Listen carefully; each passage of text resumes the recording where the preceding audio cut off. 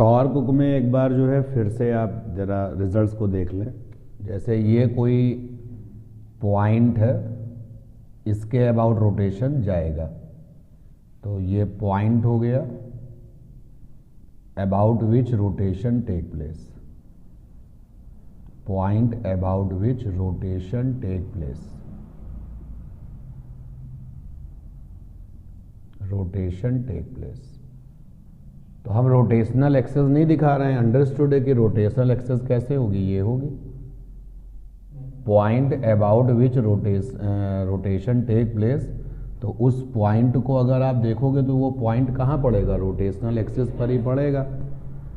और ये मान लेते हैं कि अप्लाइड फोर्स है किसी बॉडी पर, जो बॉडी रोटेट कर रही है उस पर ये फोर्स है, इस पॉइंट पर फोर्स लगाया। मान लेते हैं इस पॉइंट का नाम था P, तो पोजीशन वेक्टर ये हो गया, ये पोजीशन वेक्टर हो गया। इस पॉइंट को O नाम दे देते हैं। तो O एक्चुअली रोटेशनल एक्सिस पर पॉइंट है, O पॉइंट वो है जो रोटेशनल एक्सिस पर है। और रोटेशनल एक्सिस सिंप्लिसिटी के लिए दिखा नहीं रहे, और P वाले पॉइंट पर हमने फोर्स लगाया जो चीज़ रोटेट करने वाली है। और ये जो वेक्टर है दैट इज R। तो इसका मतलब ये हो गया कि जो मॉड ऑफ R होगा वो क्या होगा, OP। और इसको हम केवल किससे लिख सकते हैं, R से लिख सकते हैं। तो R को बोलेंगे रोटेशनल एक्सिस पॉइंट से उस पॉइंट की डिस्टेंस जहां पर फोर्स लगाया गया। अब इनके बीच में कुछ एंगल बनता है दोनों के बीच में, तो हेड और टेल कॉम्बिनेशन है, तो हेड और टेल कॉम्बिनेशन में ये होगा इनके बीच का एंगल, मान लेते हैं थीटा। तो थीटा जो है आर वेक्टर और फोर्स वेक्टर के बीच का एंगल है, तो ये कितना एंगल आ जाएगा, 180 माइनस थीटा। यहां से एक परपेंडिकुलर ड्रॉ करते हैं उसी लाइन ऑफ फोर्स पर, एक परपेंडिकुलर ड्रॉ करते हैं। मान लेते हैं इस पॉइंट का नाम M है और ये 90 डिग्री का एंगल बना। समझते चलना भाई। अब हमें OM निकालना है, तो OM क्या हो गया, OM चाहिए। तो हमने इस ट्राइंगल में जिसका नाम है OPM, हमने उस एंगल साइन 180 माइनस थीटा को सेलेक्ट कर लिया, साइन 180 माइनस थीटा।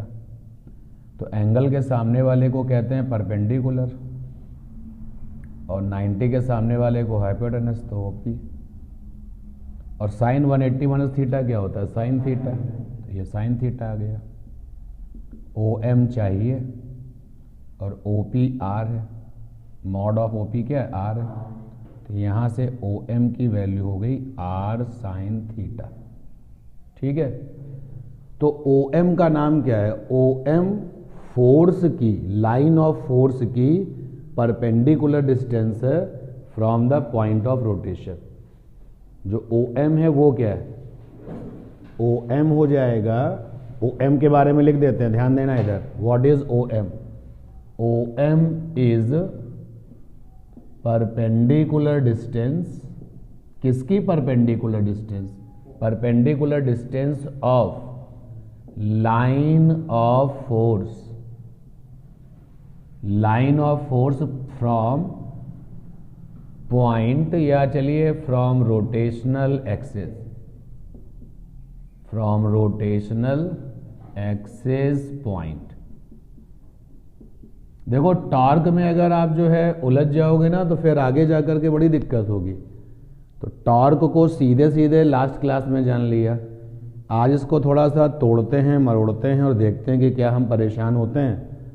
तो अब हमने जब इतना सारा काम कर लिया तो फिर एक बार टॉर्क के बारे में लिख दिया। तो टॉर्क की ओरिजिनल जो डेफिनेशन थी मैथमेटिकल वाली वो ये थी, R क्रॉस F। जब इसको मॉड में लिखा गया था तो ये डेफिनेशन ऐसे ही आ गई थी, मॉड में लिखेंगे तो ये आ जाएगा R F साइन थीटा। तो कुछ बच्चे तो इसको ऐसे ही याद रखते हैं, बट हर चीज़ उनको फिर पता है। वो ये जानते हैं कि आर का मतलब है वेक्टर आर की मैग्नीट्यूड, एफ का मतलब हो गया फोर्स का मैग्नीट्यूड, और थीटा का मतलब हो गया वेक्टर आर और फोर्स के बीच में बनने वाला एंगल। कुछ लोग इसको ऐसे याद रखते हैं, tau is equal to F और आर साइन थीटा को एक साथ लिख लिया। तो ये देखो आर साइन थीटा किसके बराबर है, परपेंडिकुलर डिस्टेंस के बराबर है। तो कुछ बच्चे इसको ऐसे याद रखते हैं, टॉर्क बराबर एफ माने फोर्स और यहाँ ब्रैकेट में परपेंडिकुलर डिस्टेंस। तो केवल परपेंडिकुलर डिस्टेंस याद रखने से आगे जाकर के हो सकता है कि प्रॉब्लम आ जाए। तो what is perpendicular distance? Perpendicular distance of line of force from rotational axis,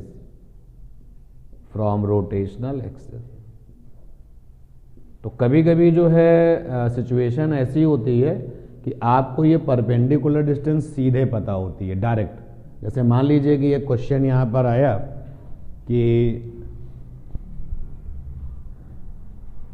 ये पॉइंट ऑफ रोटेशन है, इसके अबाउट चीज घूमेगी, ऑब्जेक्ट घूमेगा, पॉइंट ऑफ रोटेशन ये है और फोर्स ये है, और ये डिस्टेंस जो है दैट इज 4 मीटर, और जो फोर्स है दैट इज 6 न्यूटन। टॉर्क बताइए। तो अब आपने देखा कि भाई हमारे सामने फोर्स की वैल्यू भी साफ साफ क्लियरली दिखाई दे रही है और उस लाइन ऑफ फोर्स की परपेंडिकुलर डिस्टेंस भी दिखाई दे रही है। तो आपने सीधे फंडा लगाया फोर्स और दूसरे ब्रैकेट में परपेंडिकुलर डिस्टेंस, बाकी डिटेल आप वहाँ जानते हो ब्रैकेट में। तो फोर्स की वैल्यू कितनी है 6 और परपेंडिकुलर डिस्टेंस कितनी है 4, तो 24, और फोर्स माने न्यूटन और डिस्टेंस माने मीटर, तो न्यूटन मीटर। ठीक है।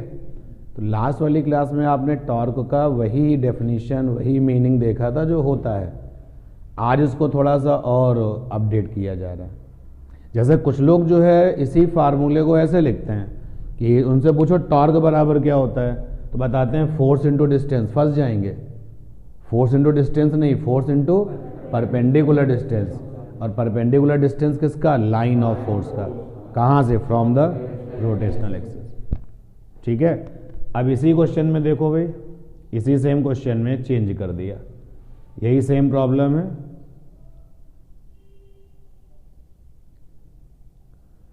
अब हमने जो फोर्स लगाया है वो ये लगाया है, ये फोर्स लगा दिया 6 न्यूटन का, 6 न्यूटन का फोर्स लगा दिया, और ये एंगल दे दिया आपको 120 डिग्री। और अब पूछा कि टॉर्क बताओ। तो जिनको ये पता होता है कि टॉर्क बराबर फोर्स इंटू डिस्टेंस, फिर वो गलती करके आएंगे। जिनको ये पता है कि टॉर्क बराबर होता है फोर्स इंटू परपेंडिकुलर डिस्टेंस, तो फिर वो जो थोड़ा सा अलर्ट मोड में रहेंगे, उन्होंने लिखा टॉर्क बराबर होता है फोर्स इंटू परपेंडिकुलर डिस्टेंस। तो लाइन ऑफ फोर्स, जिस डायरेक्शन में फोर्स काम करता है उसी को बोलते हैं लाइन ऑफ फोर्स। और ये लाइन ऑफ फोर्स जितना लंबा आप करना चाहो कर सकते हो। ये देखिए लाइन ऑफ फोर्स बड़ा हो गया, जितना जहां तक जाना है। तो लाइन ऑफ फोर्स जो है वो आप पर डिपेंड करेगा कितनी लेंथ आपको उसकी ले लेनी है सिचुएशन के अकॉर्डिंग। तो ये फंडा तो फेल हो गया क्योंकि हमको तो परपेंडिकुलर डिस्टेंस पता नहीं है। फिर हमने अप्लाई किया दूसरा तरीका, F R sine theta, F R sine theta. तो आर की जो मीनिंग है वो यही तो है, वेक्टर आर, यही तो वेक्टर आर होगा, और ये फोर्स होगा। तो दोनों के बीच में एंगल कितना होगा? 60 डिग्री। तो आपको ये वाला फार्मूला सूट कर रहा है यहाँ पर। तो टॉर्क बराबर आपने लिखा, फोर्स की वैल्यू कितनी है 6 और वेक्टर आर की वैल्यू कितनी है 4 और साइन 60। याद रखना कि हमेशा यहाँ हेड और टेल कॉम्बिनेशन रहेगा। तो हेड और टेल कॉम्बिनेशंस में जो एंगल बिटवीन वेक्टर्स होता है वो थोड़ा सा ट्रिकी होता है, मतलब थोड़ा समझने वाला होता है, और वो वेक्टर में आपने काम किया। तो यहाँ से √3/2 मिलेगा, तो 12√3 न्यूटन मीटर। टॉर्क में कोई प्रॉब्लम तो नहीं रखोगे भाई अब? अच्छा, तो आज की क्लास का जो पहला सवाल है वो सुनो क्या है। हमको ये प्रूव करना है कि जो इंटरनल फोर्सेस होते हैं उनसे जो टॉर्क मेंटेन होता है वो हमेशा क्या होता है, जीरो। यानी torque maintain by internal forces always become zero. ठीक है, तो लिखिए क्वेश्चन ये, prove that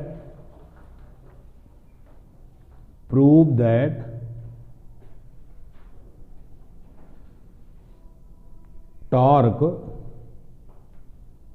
form FORM, prove that torque formed by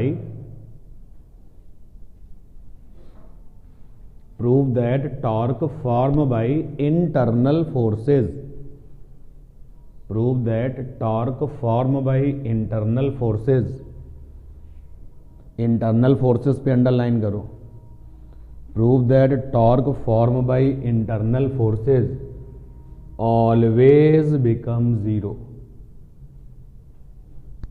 always become zero। इससे ये पता चल जाएगा इस प्रूफ से कि जो टॉर्क अगर मेंटेन है तो बिकॉज ऑफ द एक्सटर्नल।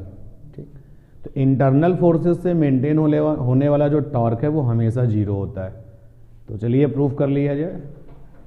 मान लेते हैं कि एक ये मास है और एक ये मास है, ये रोटेशनल एक्सिस है, इसके अबाउट ये रोटेट करेगा और इसके अबाउट ये मतलब दोनों मासेस दिस रोटेशनल एक्सिस के अबाउट रोटेट कर रहे हैं, रोटेशनल एक्सिस। चाहे तो आप ये मान सकते हैं कि ये दोनों मासेस किसी रिजिड बॉडी में हैं, ऐसा भी ले सकते हैं कि ये दोनों मासेस किसी रिजिड बॉडी के हैं और ये जब पूरी की पूरी बॉडी रोटेट कर रही है तो फिर ये लोग भी क्या करेंगे, रोटेट करेंगे। अब जिस इंटरनल फोर्स को आप यूनिवर्सली जानते हैं वो ग्रेविटेशनल होता है, अदरवाइज ग्रेविटेशनल भी इंटरनल फोर्स है, इलेक्ट्रिक भी इंटरनल फोर्स है। ठीक है, तो फिलहाल हम उसका नाम ओपन नहीं करते हैं, बस ये जानते हैं कि इंटरनल फोर्स म्यूचुअल होते हैं और वैल्यू में क्या होते हैं, बराबर। तो अगर इस वाले मास ने इस वाले मास पर इंटरनल फोर्स लगा रखा है और वो F का है, अगर मैं इस मास को A नाम दे दूं, इसको B नाम दे दूं, तो ये वाला मास भी इस पर कितना फोर्स लगाएगा, इंटरनल का F। तो यहां ध्यान देने वाली बात है कि F यहां पर म्यूचुअल फोर्स है, F म्यूचुअल इंटरेक्शन है, और जो म्यूचुअल इंटरेक्शन होते हैं वो क्या होते हैं, इंटरनल फोर्सेस। तो F यहां पर म्यूचुअल इंटरेक्शन है। तो ये वो पॉइंट हो गया जो रोटेशनल एक्सिस है, इसी के अबाउट तो वो घूम रहा होगा। तो यहां से इसकी जो डिस्टेंस है वेक्टर वाली वो क्या होगी, R, लेकिन यहाँ दो फोर्सेस हैं तो R1 लिख दिया, और यहां से जो इसकी डिस्टेंस होगी वो क्या होगा, R, इसको R2 लिख दिया। तो यहां पे दो टॉर्क होंगे। तो अब टॉर्क जरा निकाल लेते हैं। तो टॉर्क यहां पे आएगा टाउ बराबर टाउ1 प्लस टाउ2। ठीक है भाई, ये फोर्स भी टॉर्क बना रहा है, ये फोर्स भी टॉर्क बना रहा है, तो टोटल टॉर्क कितना हो गया, तो वेक्टर का सम कर दिया मैंने। तो यहां पे टॉर्क बराबर आ जाएगा R1 क्रॉस F। टॉर्क के जब आप वेक्टर मोड में चलते हैं ना तो उल्टा मत कर देना, F क्रॉस R नहीं, R क्रॉस F, और प्लस का R2 क्रॉस F, ये आ गया। अब यहां देखना पड़ेगा कि ये वाला F और ये वाला F कैसे हैं, डायरेक्शन में उल्टे पुल्टे हैं। तो अगर तुम इसको ले रहे हो प्लस तो इसको क्या लोगे, माइनस, और अगर इसको लेते हो प्लस तो इसको क्या लोगे, minus, and that is Y यहां पर हमने नेगेटिव लगा दिया। समझ में आ रही बात ना, क्योंकि हमको तो वेक्टर किसके साथ लिखना होता है, डायरेक्शन के साथ। तो अब हम और मूव आगे करते हैं, देखें क्या होता है। टाउ बराबर लिख सकते हैं इसको R1 माइनस R2 और आगे क्रॉस में F, देखो ऊपर वाली चीज मिल जाएगी। एक लाइन अगर हम और लिख लें यहां पर, तो R1 क्रॉस F और माइनस का R2 क्रॉस F, ठीक है ना। अब सही है ये हमारी बात। तो R1 minus R2 cross F हो गया। अब इधर जरा वेक्टर के कुछ ट्राइंगल्स के फंडे होते हैं, जरा उनको अप्लाई करें। भाई ये O है, ये A है, ये B है। O से A तक का वेक्टर है R1 और O से B तक का वेक्टर है R2। तो ट्राइंगल रूल क्या कहता है, अगर दो वेक्टर सेम मैनर में हैं, हेटेल कॉम्बिनेशन में अगर दो वेक्टर सेम मैनर में, सेम मैनर मतलब हेटेल कॉम्बिनेशन बना रहे हैं, तो जो तीसरा वाला है वो उन दोनों का क्या होता है, रिजल्टेंट। तो सेम मैनर के जरा दो वेक्टर लें, तो R1 का हेटेल ये, तो देखो यहां पर एक वेक्टर जबरदस्ती डेवलप कर लिया। हमने कहा कोई वेक्टर अगर यहां आ जाए तो R1 का सेम मैनर AB वेक्टर हो जाएगा। तो R1 के साथ में AB करोगे तो बराबर क्या हो जाएगा, R2, ये आ जाएगा। तो वहां पर क्या लिखा है, R1 माइनस R2, तो R1 माइनस R2 बराबर क्या हो जाएगा, माइनस का AB। और भैया माइनस का AB तो यानी कि क्या हो गया, BA। ठीक है ना भाई, AB एक वेक्टर तुमने बनाया है और यहां पे क्या रहा, माइनस AB मतलब नेगेटिव वेक्टर, तो उल्टा हो जाएगा, BA हो जाएगा, वो आ गया यहां पर। तो इस जगह पर हम लिख सकते हैं BA क्रॉस में F। अब आप ध्यान दें कि जो BA वेक्टर है वो ये है और जो फोर्स वेक्टर है वो कैसा है, ये है। भाई देखो BA वेक्टर और फोर्स वेक्टर क्या दोनों लोग अलोंग में हैं, भाई यहीं पर ही तो फोर्स वेक्टर दिख रहे थे, ये रहा फोर्स वेक्टर। तो को लोग कहेंगे कि BA वेक्टर और फोर्स वेक्टर आपस में कितने डिग्री पर है, 180 डिग्री पर है। अगर तुम इसको नहीं देखोगे, इसको देखोगे, इस वाले को देखोगे, तो ये वाला फोर्स वेक्टर BA के साथ कितने डिग्री पर है, 0। यानी ये बात पक्की है कि BA वेक्टर और फोर्स वेक्टर या तो आपस में आपके विजन के अकॉर्डिंग या तो 0 बनाएंगे या फिर 180 बनाएंगे, इसके अलावा तो कुछ बनाएंगे नहीं। तो यहां पे आया टॉर्क का मैग्नीट्यूड निकाला भाई, तो इनका भी मॉड ले लिया जाए।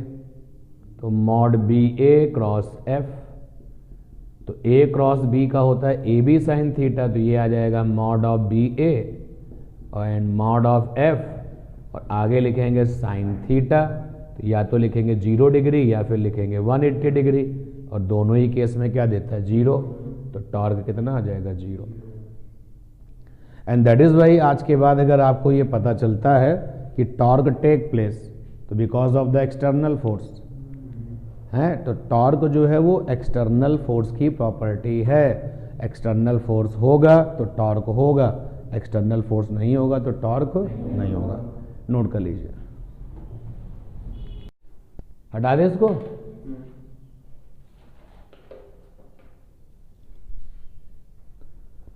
अब एक फिजिकल क्वांटिटी है जिसका नाम है एंगुलर मोमेंटम, उसको जानते हैं कि एंगुलर मोमेंटम क्या चीज होती है। और वैसे भी मोमेंट की आदत डालो।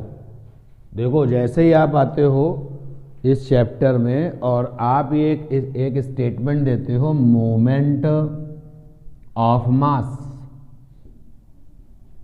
तो आप क्या करते हो, मास में r वेक्टर से मल्टीप्लाई कर देते हो। भाई बीच में डॉट और क्रॉस नहीं लगाते हो क्योंकि m कैसा है, स्केलर, और जब जब स्केलर ने कभी वेक्टर से मल्टीप्लिकेशंस किया है तो सीधे मल्टीप्लाई किया है, ना तो हमने कभी डॉट लगाया है ना ही कभी क्रॉस लगाया। और अगर इस तरीके से पढ़ा जाए मोमेंट ऑफ वेलोसिटी, ये आदत डालो, मोमेंट ऑफ वेलोसिटी, तो भैया r के साथ वेलोसिटी को क्या कर दोगे, मल्टीप्लाई, क्योंकि अब की बार यहां दोनों ही वेक्टर हैं तो बीच में क्या लगा दिया, क्रॉस। और जो मोमेंट होता है दो वेक्टर्स का, वो हमेशा कैसा होता है, वेक्टर क्वांटिटी होती है। इसी तरीके से जब तुमने कहा मोमेंट ऑफ फोर्स, तो तुमने क्या किया, r क्रॉस p, और इसी मोमेंट ऑफ फोर्स को अदर नेम टॉर्क से जानते थे, r क्रॉस f, इसी को हम लोग अदर नेम टॉर्क से भी जानते थे। इसी तरीके से एक फिजिकल क्वांटिटी आने वाली है moment of linear momentum. Linear momentum, तो भाई मोमेंट ऑफ लीनियर मोमेंटम में क्या लगेगा, आर क्रॉस पी। भाई पी बराबर क्या होता है, एम इंटू वी। वैक्टर के अंदाज में लिखोगे तो एम इंटू वी ऐसे लिखेंगे। इसी को बोलते हैं angular momentum. Angular momentum. Momentum क्या करता है, कौन बताएगा? मोमेंटम क्या करता है?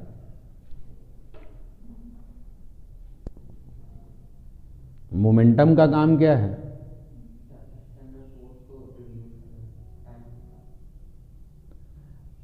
मोमेंटम का मेन काम है कि जो मोशन है उसको क्या रखना, मेंटेन करना। अगर मोमेंटम चेंज होगा तो स्टेट ऑफ मोशन भी क्या हो जाएगा, चेंज हो जाएगा। तो एंगुलर मोमेंटम का काम है रोटेशन मेंटेन करना। अगर एंगुलर मोमेंटम में चेंज होगा तो जो रोटेशनल मोशन की स्टेट है वो क्या हो जाएगी, चेंज हो जाएगी। ठीक है। जैसे आपने फोर्स का क्या काम है, तो फोर्स का काम है कि स्टेट ऑफ जो भी स्टेट है उसको मेंटेन करना। अगर कोई स्टेट मोशन की है तो फोर्स कहेगा कि मैं इसको मोशन में ही रखता हूँ। जो फोर्सेस होंगे सपोर्टिंग फोर्सेस उसको किस में रखेंगे, मोशन में, और जो उसके अपोजिट वाले फोर्सेस होंगे वो उसको रेस्ट में। तो कुल मिला के स्टेट ही तो बदल रहे हैं। मोशन वाली है तो उसको सपोर्टिंग वाले मोशन में रखना चाहते हैं, अपोजिट वाले रेस्ट में लाना चाहते हैं। इसी तरीके से एंगुलर मोमेंटम है। तो एंगुलर मोमेंटम के बारे में एक चीज तो ये क्लियर हो गई कि जहां पर रोटेशन होगा वहां के मोमेंटम को क्या कहा जाता है, एंगुलर मोमेंटम। तो इसकी सिंपल सी जो डेफिनेशन है वो क्या हो गई, एंगुलर मोमेंटम का जो सिंबल है वो कई सारी बुक्स में जे है, लेकिन स्टैंडर्ड बुक्स की बात करें तो एल है, और हम भी एल को फॉलो करेंगे। तो एंगुलर मोमेंटम की डेफिनेशन क्या हो गई, यही पढ़ दीजिए। Moment of linear momentum is called angular momentum. तो moment of linear momentum, linear momentum को हम पी से लिखते हैं, और इसके बारे में हमें लगता है इस क्लास में सभी लोग जानते हैं। वेक्टर वाले अंदाज में लिखोगे तो ऐसे लिखोगे, जो डायरेक्शन वेलोसिटी की होती है वही लीनियर मोमेंटम की भी होती है। तो moment of linear momentum is called angular momentum, is called angular momentum. और हम इसको एल से लिखेंगे, कभी कभी वैल्यू फॉर्म में लिखेंगे, कभी कभी वेक्टर फॉर्म में लिखेंगे। तो लीजिए इसकी डेफिनेशन तैयार हो गई। टॉर्क से बहुत कुछ मिलती जुलती डेफिनेशन है, फीचर्स भी मिलते हैं भाई। जो सपोर्टिंग टॉर्क होगा वो रोटेशन को क्या करेगा, मेंटेन करेगा, और जो अपोजिट वाला टॉर्क होगा वो रोटेशन में क्या करेगा, प्रॉब्लम क्रिएट करेगा। सिमिलरली मोमेंटम एंगुलर के साथ भी यही चीज़ है। तो यहाँ पे आ गया L is equal to R cross P, R cross P. ये आ गया L is equal to R cross M into V. तो L is equal to M R cross V लिख सकते हैं सर। अब अगर हम इसका मॉडुलस लें, मॉड ऑफ L ले रहे हैं यहां से, तो ये हो गया आर क्रॉस पी। तो ये आ गया L is equal to mod of R mod of P sine theta. जैसे टॉर्क का मॉडुलस आया था mod of R mod of F sine theta, और ये फिर हमने लिखा था इसको एफ कर दो, और ब्रैकेट में क्या था, आर साइन थीटा। तो ये एफ था और ये क्या था, परपेंडिकुलर डिस्टेंस। बाकी डिटेल आप जानते हो, अभी जस्ट थोड़ी देर पहले डिस्कस हुई है। सिमिलरली यहाँ पे हमने इसके पी को अलग कर लिया, और ये हो गया R sine theta. And what will be R sine theta, perpendicular distance किसकी, perpendicular distance of line of momentum. Line of momentum कहाँ से, फ्रॉम रोटेशनल एक्सिस, या फिर आप और थोड़ा सा बेहतर बोल सकते हो फ्रॉम रोटेशनल एक्सिस पॉइंट। ठीक है। सपोर्टिंग डायग्राम देखो बिल्कुल उसी तरीके का है। सपोज कर लेते हैं एक कोई ऑब्जेक्ट है और वो रोटेट कर रहा है अबाउट दिस, इस लाइन के अबाउट रोटेट कर रहा है। और ये डायरेक्शन है फोर्स की, ये डायरेक्शन है मोमेंटम की, लाइन ऑफ एक्शन। भाई जो डायरेक्शन फोर्स की होगी वही डायरेक्शन किसकी होगी, मोमेंटम की भी होगी। तो यहाँ पे पॉइंट ऑन रोटेशनल एक्सिस हो गया, ये आपका आर आ गया। फिर एक बार वही, अगर ये थीटा है, मैंने इसको ओ नाम दे दिया, यहाँ से एक परपेंडिकुलर ड्रा किया ओ एम, ये 90 डिग्री है, इस वाले पॉइंट को नाम दे दिया चलिए पी, तो ये कितना आएगा R sine theta, same features आ जाएंगे। जितना आपको मेहनत, जितना आपको प्रॉब्लम टॉर्क में करनी आनी चाहिए, उसी तरीके के सिमिलरली में क्या चलता है, एंगुलर मोमेंटम। वहाँ पे फोर्स के साथ डीलिंग चलती है टॉर्क में, यहाँ पर लीनियर मोमेंटम के साथ डीलिंग चलती है। क्लियर ये बात, श्योर। और आगे देखें, जब एंगुलर मोमेंटम की डेफिनेशन हो गई, ये रफ वर्क है, मैं पहले भी बता चुका हूं, एक बार फिर से बता रहा हूं कि when rigid body rotates then all masses या all particles of body having same AD माने angular displacement, same AB माने angular velocity, but different speed।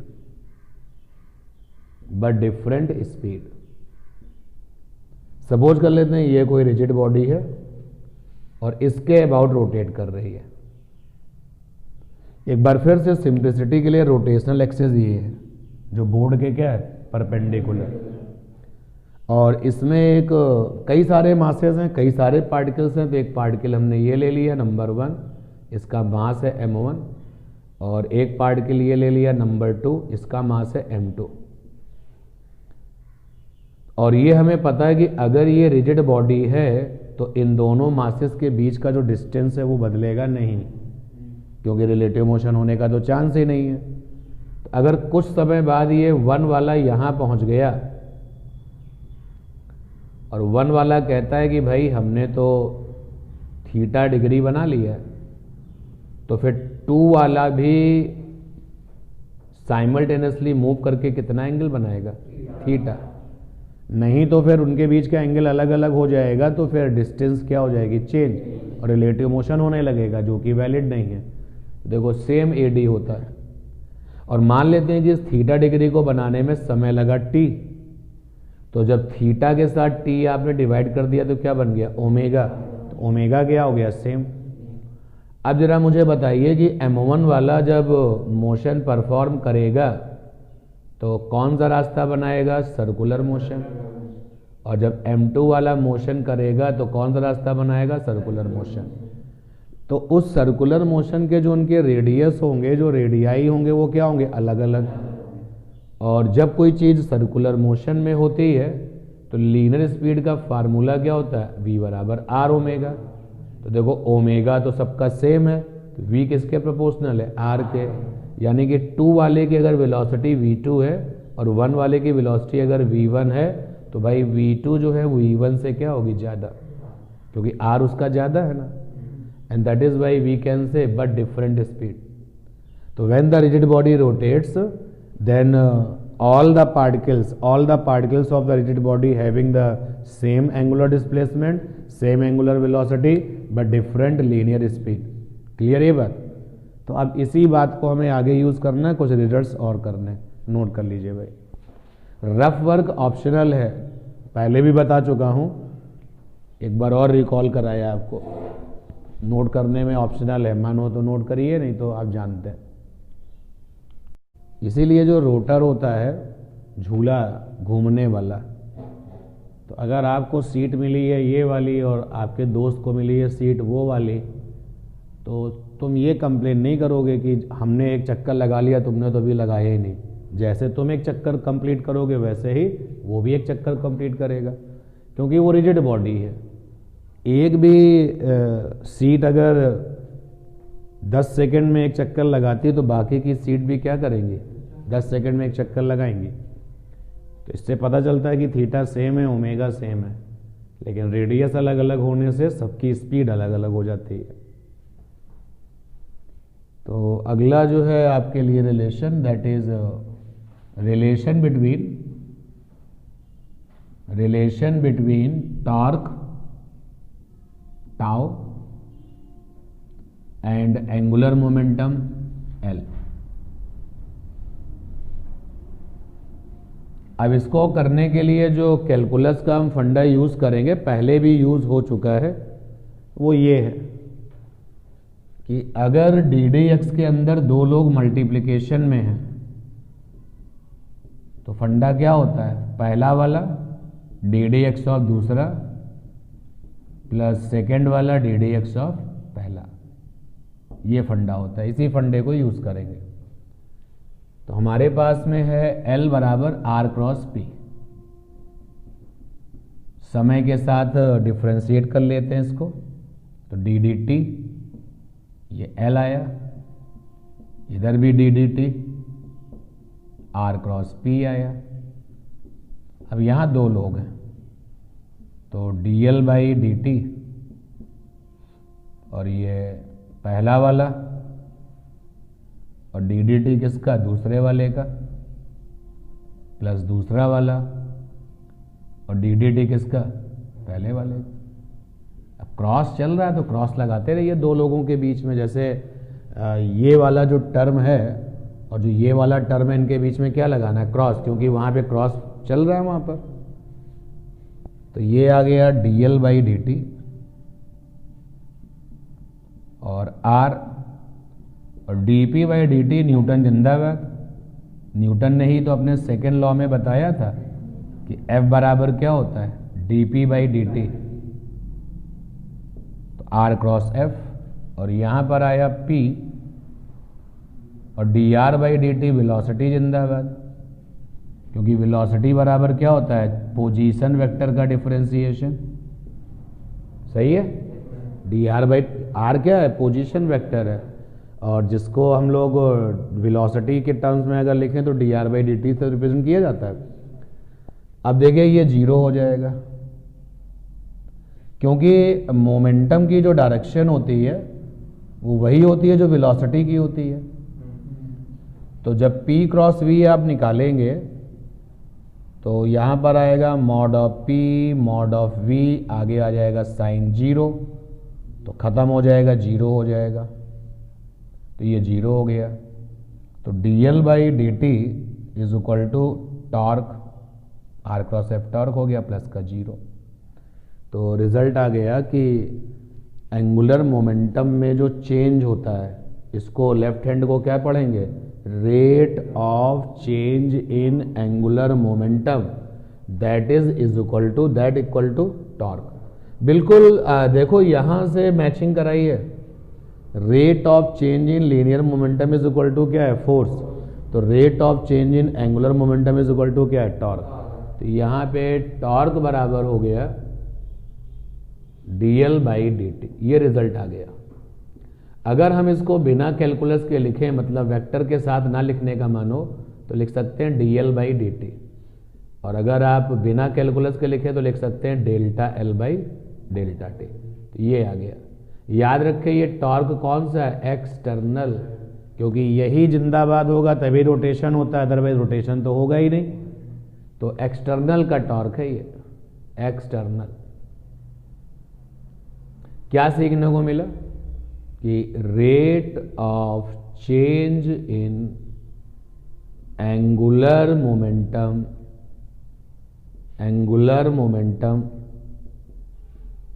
Is equal to applied external torque, ये सीखने को मिला। अब देखिए जी, अगर एक्सटर्नल टॉर्क है ही नहीं, हमने लिखा tau external is equal to zero, तो यहां जीरो कर दो या यहां जीरो कर दो, तो ये आ जाएगा dl by D T is equal to 0। तो यहाँ पे dl इज इक्वल टू क्या हो जाएगा 0। तो इंटीग्रेट कर दो भैया, इधर भी इंटीग्रेशन और इधर भी इंटीग्रेशन। तो अकेले dx का क्या आता है x, तो dl का क्या आएगा l।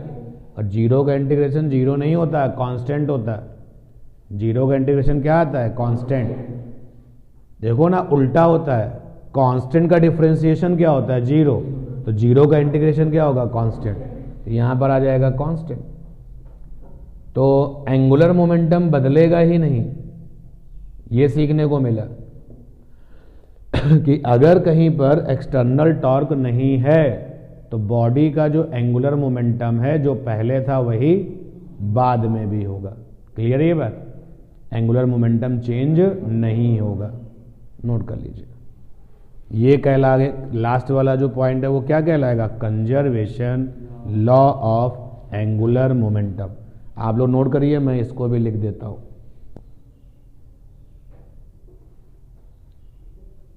In absence of external torque, in absence of external torque, angular momentum of body या फिर सिस्टम रिमेन कांस्टेंट, और इसी का नाम है कंजर्वेशन लॉ। और ये आप जानते हो कि कंजर्वेशन लॉ तो बहुत सारे होते हैं, तो ये कंजर्वेशन लॉ किसका है, एंगुलर मोमेंटम का।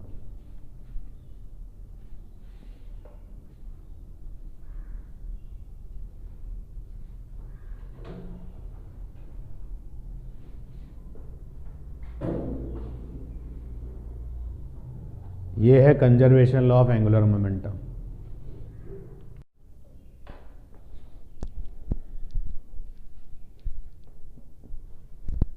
अब तीन छोटे छोटे रिलेशन और हैं, उनको देखते हैं।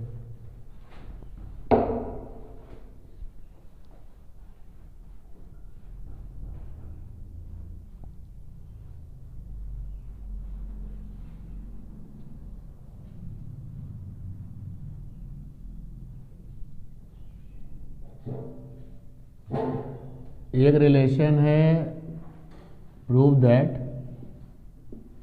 टॉर्क बराबर आई अल्फा, एक तो ये रिलेशन है। दूसरा है प्रूव दैट रोटेशनल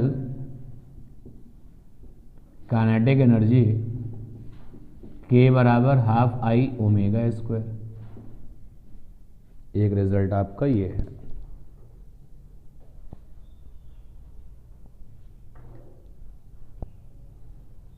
और एक रिजल्ट आपका ये है प्रूव दैट एल बराबर आई ओमेगा, एल बराबर आई ओमेगा। तीन रिजल्ट हैं, तीनों के लिए डायग्राम एक ही बना रहा हूं, देखो कैसा। बिजी हो भी भाई विवेक?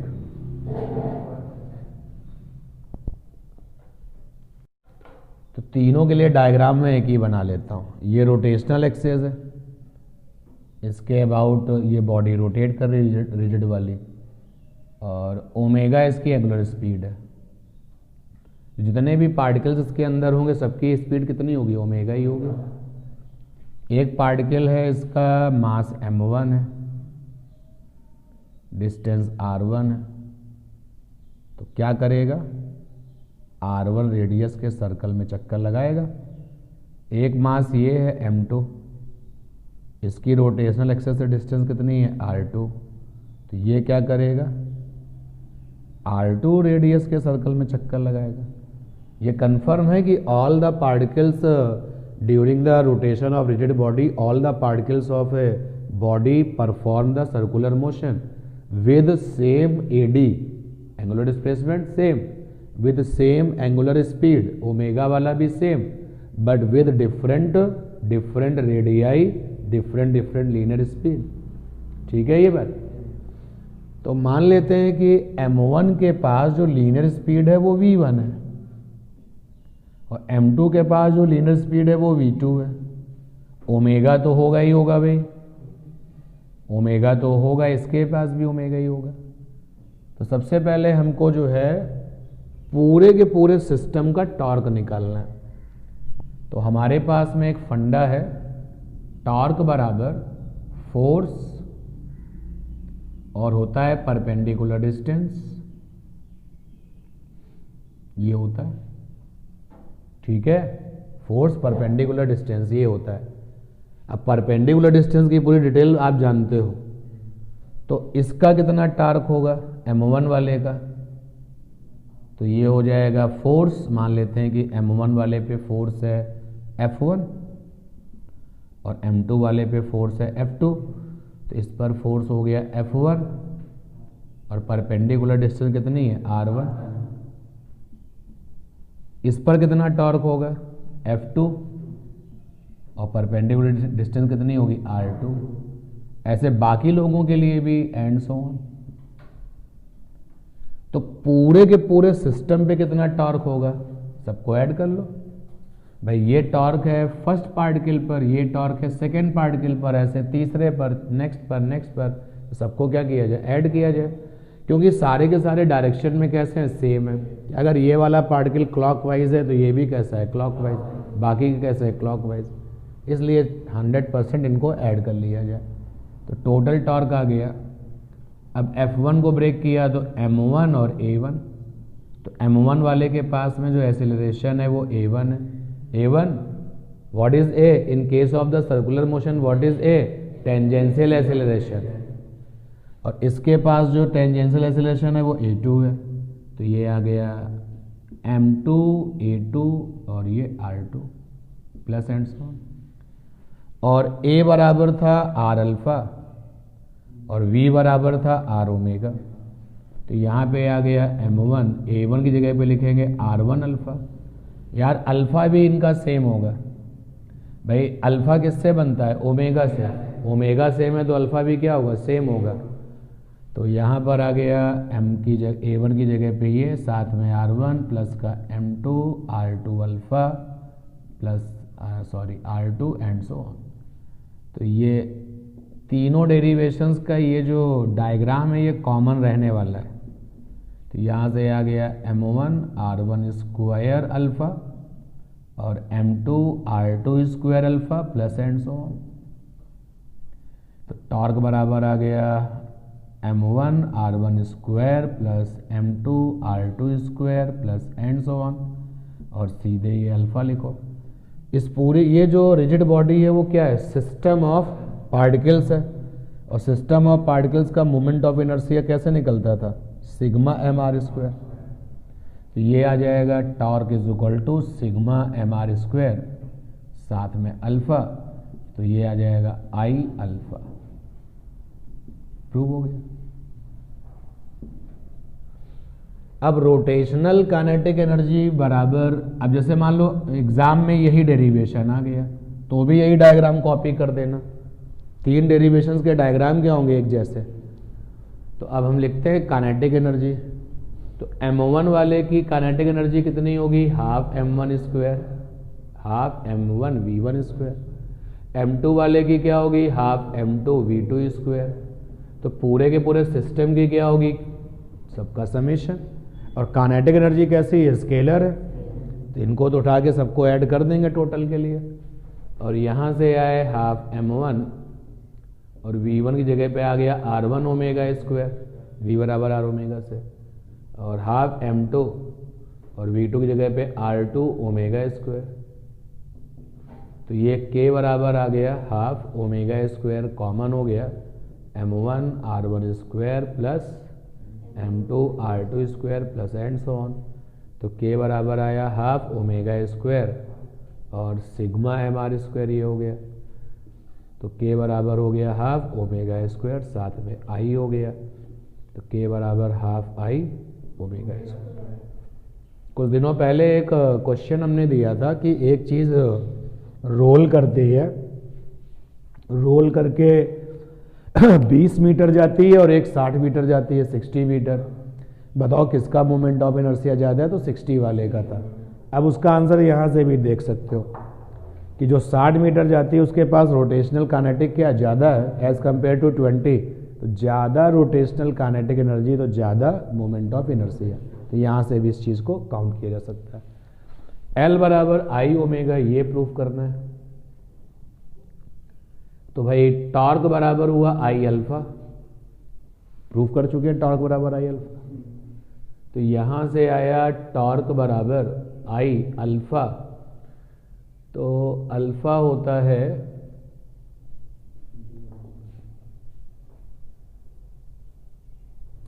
यहां से लिया जाए इसको, टॉर्क बराबर होता है dl बाई डी टी। ठीक है, टॉर्क बराबर dl बाई डी टी, और इसकी जगह पर आ जाएगा आई अल्फा। नोट करो जरा इसको, मैं थोड़ा सा सिंपल वे सोच रहा हूं वहां पर, ऑर्डिनरी तो है ही अपने पास। तो अब हमें प्रूफ करना है L बराबर आई ओमेगा। तो पहले तो इसको जरा ऑर्डिनरी तरीके से प्रूफ कर लिया जाए, यहां से प्रूफ किया जाए। इधर से देखो एंगुलर मोमेंटम होता था L बराबर होता था P, और साथ में क्या था, परपेंडिकुलर डिस्टेंस। सीखा था हम लोगों ने। P की जगह पे क्या लिख सकते हैं, m into V, perpendicular distance. L बराबर m, v की जगह पे लिख सकते हैं r ओमेगा और परपेंडिकुलर डिस्टेंस। ठीक है, तो जरा m1 वाले का एंगुलर मोमेंटम बताओ कितना होगा। तो m1 r1 ओमेगा और r1, क्योंकि परपेंडिकुलर डिस्टेंस भी कितनी होगी, r1 ही होगी। और दूसरे वाले का क्या होगा, m2 r2 ओमेगा और साथ में r2 plus and so on. तो ये हो जाएगा पूरे सिस्टम का टोटल एंगुलर मोमेंटम। तो यहाँ से आ गया L is equal to omega, common कर लो, m1 r1 square plus m2 r2 square plus and so on. तो L बराबर ओमेगा और ये हो गया सिग्मा mr स्क्वायर। तो L बराबर हो गया आई ओमेगा।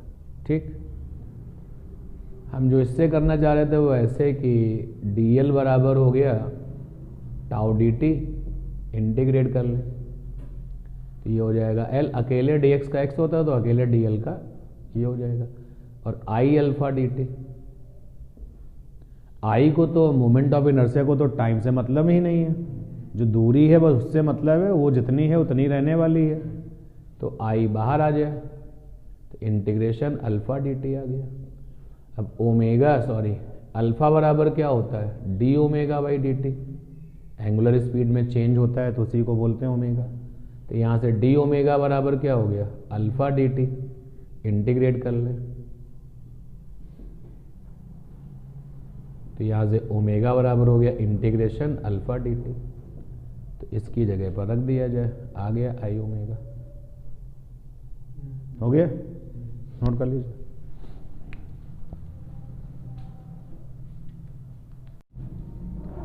ये जो L बराबर आई ओमेगा जो रिलेशन आया है, ये उन लोगों के लिए सही है जो सिमेट्रिकल बॉडीज है, सबके लिए सही नहीं है। अब आप बोलोगे सिमेट्रिकल बॉडीज क्या होती हैं, तो सिमेट्रिकल बॉडीज वो बॉडीज होती हैं जिनके लिए आपने एक्सिस ऑफ रोटेशन देखा।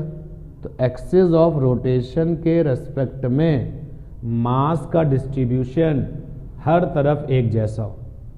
जैसे मान लेते हैं कि एक्सिस ऑफ रोटेशन ये है, इधर वाले हिस्से में मास ज़्यादा है, इधर कम है, तो ये अच्छे से फार्मूला जो L बराबर आई ओमेगा ये फॉलो नहीं करता। तो L बराबर आई ओमेगा बहुत अच्छे से फॉलो होता है if the symmetry take place about the axis of rotation. चाहे तो हम लिख भी सकते हैं, जैसे जो भी एक्सिस ऑफ रोटेशन के अबाउट सिमेट्री टेक प्लेस, तो सिमेट्री का मतलब समझना पड़ेगा। जैसे ये एक्सिस ऑफ रोटेशन है ये, और विवेक कहते हैं कि सर हमने एक छोटा सा मास एलिमेंट लिया है, सिस्टम में छोटा सा मास एलिमेंट लिया है। तो हमने कहा तुमने कितनी डिस्टेंस पर लिया है? तो इन्होंने कहा सर हमने 1 सेंटीमीटर की डिस्टेंस पर लिया है। तो मुझे इस तरफ भी वो मिलना चाहिए, उतनी ही डिस्टेंस पर मिलना चाहिए, और अगर नहीं मिल रहा है तो सिमेट्री नहीं है। मैं एक डायग्राम बना के भी तुमको दिखाने की बताने की कोशिश करता हूँ। सपोज कर लो कि ये रोटेशनल एक्सिस है और बॉडी ये है। तो तुमने कहा कि 5 सेंटीमीटर पर हमने एक छोटा सा मास लिया है, तो हम यहाँ से 5 सेंटीमीटर चले, देखा यहाँ तो कुछ है ही नहीं, ये सिमेट्री नहीं है, ये अनसिमेट्री आ गई। ठीक है, तो about the axis of rotation आप जो भी फीचर्स इस तरफ काउंट करते हैं, अगर वही फीचर्स इस तरफ भी मिल जाएं तो सिमेट्री है। About the axis of rotation जो तुम इधर काउंट करते हो इधर भी मिल जाए तो क्या है? सिमेट्री है। तो L बराबर I omega holds good when symmetry take place about the axis of rotation. Special करके इसको लिख लो, इरादा तो नहीं था लेकिन लिखा दे रहा है। स्पेशल एक पॉइंट लिखो, स्पेशल हेडिंग डालो, उसमें स्पेशल पॉइंट लिखेंगे। कैपिटल L बराबर कैपिटल I साथ में ओमेगा, कैपिटल L बराबर आई ओमेगा, कैपिटल L बराबर I omega holds good, holds good. उसके आगे अब जो भी लिखना है सब अंडरलाइन करके, when symmetry take place about the axis of rotation, symmetry take place about the axis of rotation.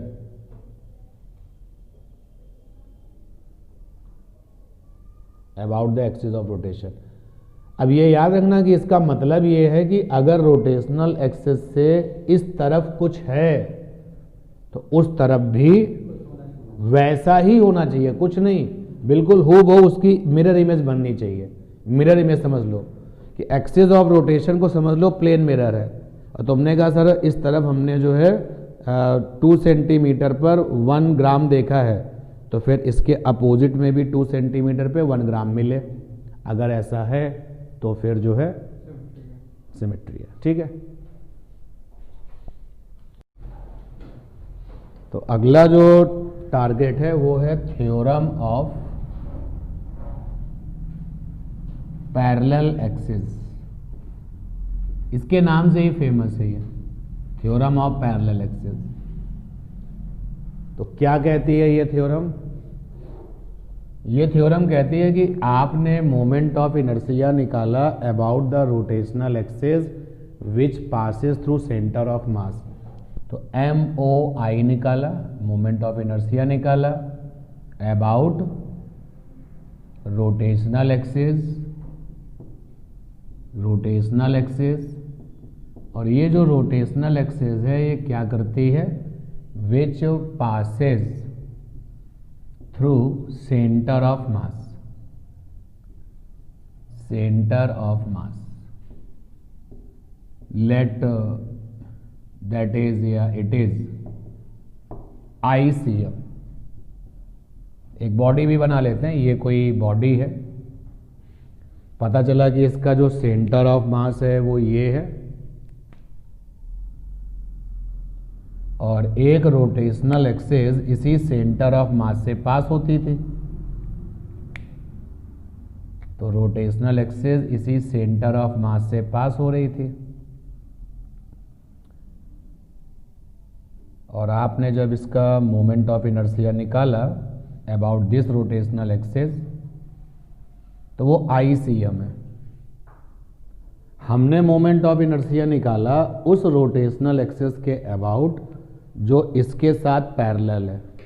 एक ऐसी रोटेशनल एक्सिस जो इस वाली रोटेशनल एक्सिस के साथ कैसी है? पैरेलल है। तो एक पैरेलल में रोटेशनल एक्सिस बना लेते हैं।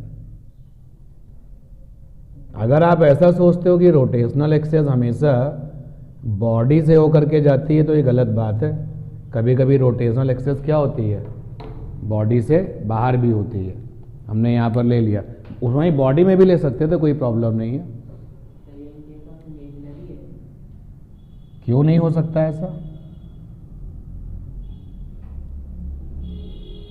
ठीक है, जैसे सन ये है, अर्थ ये चक्कर लगा रहा है, तो सन से जाने वाली जो रोटेशनल एक्सेस है वो अर्थ से तो नहीं जा रही है, अर्थ से जा रही है नहीं, अर्थ उसी के चारों तरफ तक घूम रही है। और ये दोनों जो एक्सेस हैं ये पैरेलल हैं और ये डी डिस्टेंस पर हैं। तो अब हमने क्या किया,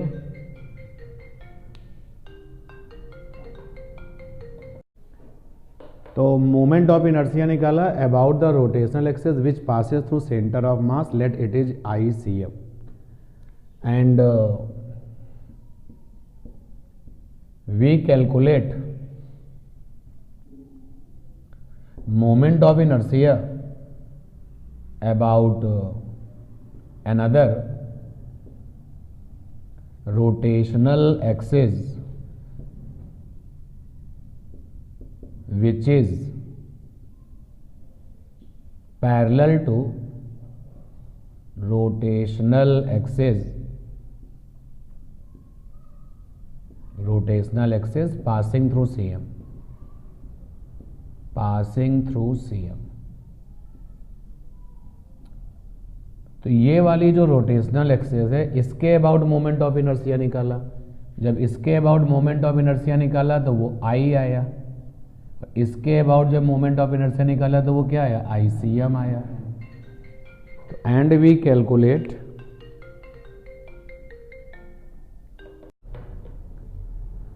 तो ये थ्योरम ये कहती है कि जो इस रोटेशनल एक्सिस के अबाउट जो मोमेंट ऑफ इनर्शिया आएगा वो होगा I बराबर होगा ICM प्लस बॉडी मास और ये d², जहां पे d दोनों रोटेशनल एक्सिस के बीच की जो है वो क्या है, नॉर्मल डिस्टेंस, जो नॉर्मल डिस्टेंस होती है वो है। परपेंडिकुलर डिस्टेंस भी आप कह सकते हो, ये भी कह सकते हो। अगर हम बॉडी मास m मान लें, अगर हम बॉडी मास m मान लेते हैं m है, तो हम इसको लिख सकते हैं I बराबर ICM प्लस का md², और साथ में जब ये डायग्राम बना होगा तो d आपको दिखाई दे रहा है। ये एक थ्योरम, अगर थ्योरम ऑफ पैरेलल एक्सेस लिखने को आ रहा है एग्जाम में, बस ऐसे ही लिखिए कि ये है थ्योरम ऑफ पैरेलल एक्सेस। याद रखना कि थ्योरम ऑफ पैरेलल एक्सेस में दो रोटेशनल एक्सेस होंगी, उनमें से एक किससे पास होगी, सेंटर ऑफ मास से, और दूसरी वाली इसी से पैरेलल होगी and maintain the same distance. Clear? तो अब ये बात जो है बोर्ड पर जो लिखी गई है इसको हमें क्या करना है, प्रूफ करना है कि ये जो थ्योरम ऑफ पैरेलल एक्सेस है ये प्रूफ किया जाए।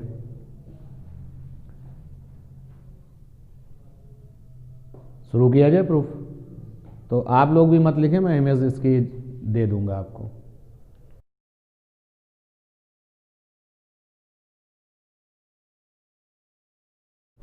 चलिए इसको प्रूफ कर लिया जाए। तो थ्योरम ऑफ पैरेलल एक्सेस का स्टेटमेंट आ गया, अब इसको प्रूफ कर लिया जाए। और एक होती है थ्योरम ऑफ परपेंडिकुलर एक्सेस, तो ये दोनों थ्योरम कर लें तो आप समझ लीजिए कि रोटेशन कंप्लीट हो गया थ्योरेटिकली। तो प्रूफ किया जाए पैरेलल एक्सेस थ्योरम। तो हमने ये एक बॉडी ले ली, इसका सेंटर ऑफ मास कहीं ना कहीं होगा, मान लेते हैं ये है, और सेंटर ऑफ मास से पास होने वाली रोटेशनल एक्सेस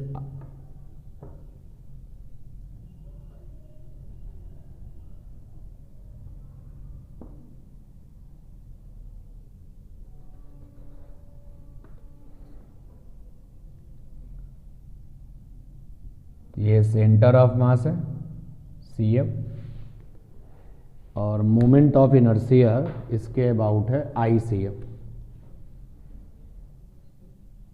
अलग लिखें क्योंकि डायग्राम में अभी और भी बनेगा। और एक रोटेशनल एक्सिस ये है,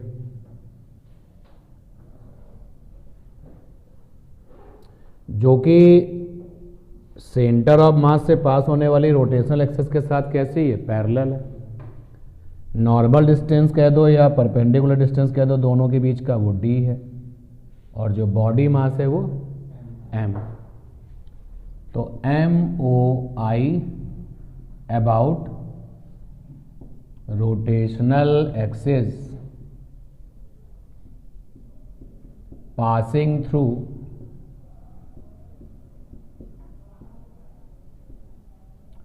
CM इज ICM। तो ICM निकालोगे कैसे, क्या तरीका है भाई? आपके सामने जो बॉडी है वो कैसी है, कॉन्टिन्यूअस बॉडी है, और कॉन्टिन्यूअस बॉडी का मोमेंट ऑफ इनर्शिया कैसे निकाला जाता है, क्या बताया था? छोटा सा एलिमेंट ले लो, छोटा सा एलिमेंट कितनी डिस्टेंस पर है ये देख लो, तो और उसके बाद में उस डिस्टेंस का स्क्वायर साथ में छोटा सा एलिमेंट, तो ये आएगा छोटा सा मोमेंट ऑफ इनर्शिया, और बाद में क्या कर दो, इंटीग्रेट कर दो। इसका मतलब है कि अगर मैं एक छोटा सा एलिमेंट लेता हूँ, ये एक छोटा सा एलिमेंट है और इसका मास है dm, और यहाँ से जो इसकी डिस्टेंस है वो हो गई RCM। तो छोटा सा मोमेंट ऑफ इनर्शिया कितना होगा, R² CM, और साथ में क्या dm। तो कुल मोमेंट ऑफ इनर्शिया क्या था, इंटीग्रेट कर लो, ऐसे तो निकलता था ना। तो ICM बराबर हो गया R² CM और ये साथ में dm, ये आ गया ICM। अब इंटीग्रेशन की वैल्यू कितनी आएगी उसकी अगर जरूरत पड़ेगी तो वो भी देखेंगे हम लोग। अब हमें मोमेंट ऑफ इनर्शिया निकालना है इस वाली एक्सिस के अबाउट। तो moment of inertia about axis which is parallel to axis passing through CM, passing through CM। मान लेते हैं कि वो I है, इसके अबाउट मोमेंट ऑफ इनर्शिया हम I लेके चल रहे हैं, इसके अबाउट मोमेंट ऑफ इनर्शिया हम ICM लेके चल रहे हैं। तो इसके लिए तरीका तो वही होगा भाई, इसके अबाउट अगर हम मोमेंट ऑफ इनर्शिया निकाल रहे हैं, लेकिन बॉडी कैसी है, कॉन्टिन्यूअस है, छोटा सा एलिमेंट लें, उसकी रोटेशन एक्सिस से डिस्टेंस देखें और उस पर स्क्वायर साथ में dm। तो सपोज कर लेते हैं कि इसकी रोटेशन एक्सिस से जो डिस्टेंस है वो r है, ये r डिस्टेंस है। इस पॉइंट को नाम दे देते हैं O डैश, इसको दे देते हैं O, और इनको ज्वाइन कर लेते हैं, बीच के डिस्टेंस d है इसलिए। तो क्या करेंगे हम, जो है इसके अबाउट जब बात करेंगे तो लिखेंगे R² dm। बोलो भाई, सही है? कोई समस्या हो तो बताओ। लेकिन वो याद होना चाहिए बेसिक, कि जब हमने आपको रॉड का मोमेंट ऑफ इनर्शिया निकालना सिखाया था, फिर रिंग का सिखाया था, फिर डिस्क का किया था, तो क्या प्रोसेस था, छोटा सा एलिमेंट लेते थे और छोटे से एलिमेंट की रोटेशन एक्सिस से डिस्टेंस लेते थे और छोटा सा मोमेंट ऑफ इनर्शिया लिखते थे DI, और DI बराबर होता था डिस्टेंस का स्क्वायर साथ में dm, फिर पूरे के लिए क्या कर देते थे, इंटीग्रेट कर देते थे। वही प्रोसेस कर रहे हैं। अब यहाँ पर जो ये रिजल्ट आया है, ध्यान से आप देखें और जहां जो समस्या हो तुरंत बताएं, वेट नहीं करना। अगर हम इसको थोड़ा एक्सटेंड कर लें, एक्सटेंड किया मैंने, और ये वाला एंगल थीटा है, और साथ ही साथ सिचुएशन सेट कर ली कि भाई ये एक्स एक्सिस है और ये वाई एक्सिस है। अच्छा, अगर हम ये सेटिंग ना बनाएं एक्स एक्सिस वाई एक्सिस, जैसे आपने कहा कि सर आपने तो सेंटर ऑफ मास को ओरिजिन पर पहुंचा दिया। हाँ, पहुंचा दिया, क्योंकि अगर हम सेंटर ऑफ मास को ओरिजिन पर ले लें तो ये जो डेरिवेशन है बहुत छोटा हो जाएगा। और अगर हम सेंटर ऑफ मास को ओरिजिन पर ना लें तो ये डेरिवेशन आज की डेट में नहीं हो पाएगा। कंप्लीट फुल क्लास चाहिए उसके लिए, तो डेरिवेशन आज की क्लास में करना है। इसलिए कुछ इस तरीके की सेटिंग हमने बना लिया कि जो सेंटर ऑफ मास है वो कहाँ पहुँच गया, ओरिजिन पर। तो अब आप देखिए भैया कि यहाँ से अगर एक परपेंडिकुलर ड्रॉ कर दें जिसका कि नाम कुछ ले लें, चलो n, तो यहाँ पर आप देखिए कितना आ जाएगा, ये आ जाएगा R C M cos theta. बड़े बच्चे कॉस थीटा वाला फंडा लगाओगे?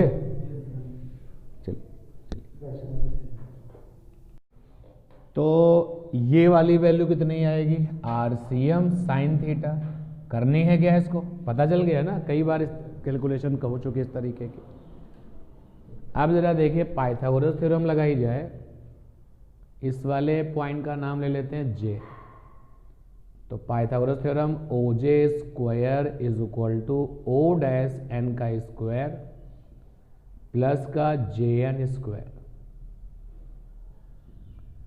तो ओ जे क्या है, आर है, ओ डैश एन कितना आएगा, D plus R C M cos theta whole square, और जे एन कितना आएगा, R C M sine theta whole square. तो आर स्क्वायर बराबर हो जाएगा डी स्क्वायर प्लस का 2d R C M cos theta और प्लस का R square C M cos square theta और प्लस का R square C M sine square theta. तो यहाँ से आ गया R square is equal to D square plus का 2d R C M cos theta और ये दोनों मिलके क्या हो गए, आर स्क्वायर सी एम। तो ये जो इक्वेशन 1 है, इस इक्वेशन 1 को यहाँ पे काउंट कर लिया जाए, पुटअप कर लिया जाए। तो ये आएगा I is equal to integration और ये आया डी स्क्वायर प्लस का R square C M plus का 2d R C M cos theta और बाहर क्या है, इंटीग्रेशन डी एम। तो बता दिया कि यूजिंग इक्वेशन 1 कर लिया भैया, ठीक है। और आगे गए आई इज इक्वल टू, तो ये देखिए सेटिंग बना रहे हैं भाई, ये बन गया integration R square C M D M plus integration D square D M. अब ब्रैकेट्स की बड़ी इंपॉर्टेंस आ गई है क्योंकि ये वाला डी क्या था, डिस्टेंस, और जो एक डी और चल रहा है वो इंटीग्रेशन वाला है। और आया plus integration 2d R C M cos theta और साथ में डी एम, यहाँ तक आ गया। इसको डाल देते हैं इक्वेशन नंबर, ऐसा करते हैं इसको इक्वेशन 2 बनाते हैं, ये वाला, ये इक्वेशन 2 हो गया और ये इक्वेशन 1 हो गया। तो अब इक्वेशन 1 को जरा यूज कर लें यहाँ पर, तो आई इज इक्वल टू हो गया आई सी एम प्लस, अब यहाँ देखो भाई डी बाहर आने की परमिशन रखता है क्योंकि डी तो कांस्टेंट है ना भाई, दोनों एक्सिस के जो बीच का डिस्टेंस है वो थोड़ी ना हम बदलेंगे, अब सिलेक्शन हो गया तब। और इंटीग्रेशन के अंदर कांस्टेंट तो रहते नहीं है, तो बाहर आ गया, यहाँ पे डी एम आ गया और प्लस का 2d R C M cos theta साथ में डी एम। और तो ये देखिए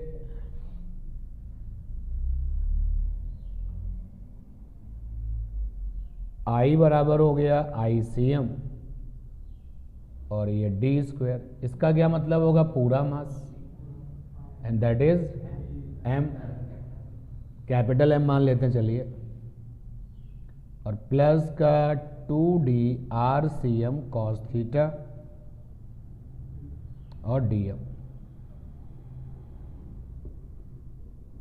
तो यहां तक की कैलकुलेशन समझ में आ गई भाई, ठीक। आगे मूव करते हैं।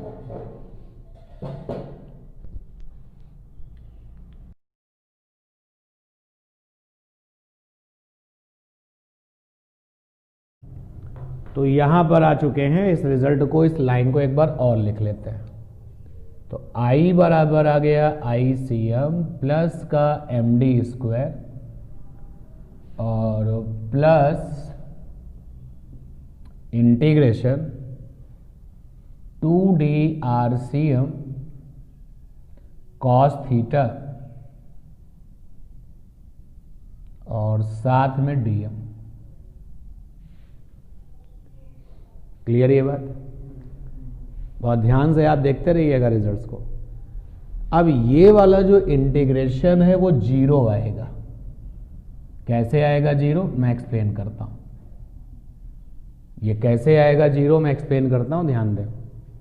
और एक्सप्लेन करने के लिए मैं एक अलग से इसी से ही एक डायग्राम बना लेता हूं जो कि तुम्हारे लिए यूजफुल है।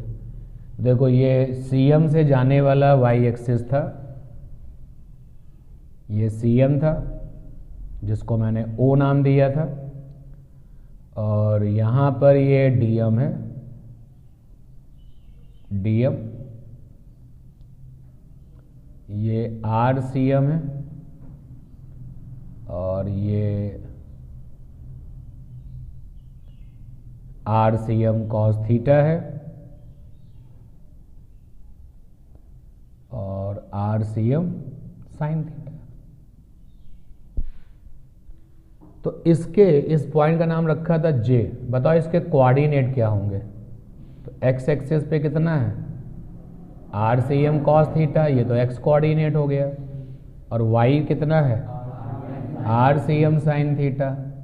ऐसे इसका कोई ना कोई z कोऑर्डिनेट भी रहा होगा, मान लो z है, उसकी वैल्यू नहीं निकाल रहे, मान लिया z है। तो अब आप जरा पीछे जाइए सेंटर ऑफ मास पर, कि कॉन्टिन्यूअस बॉडी का सेंटर ऑफ मास कैसे निकाला जाता था। How we determine the centre of mass for the continuous body. तो ऐसे निकलता था।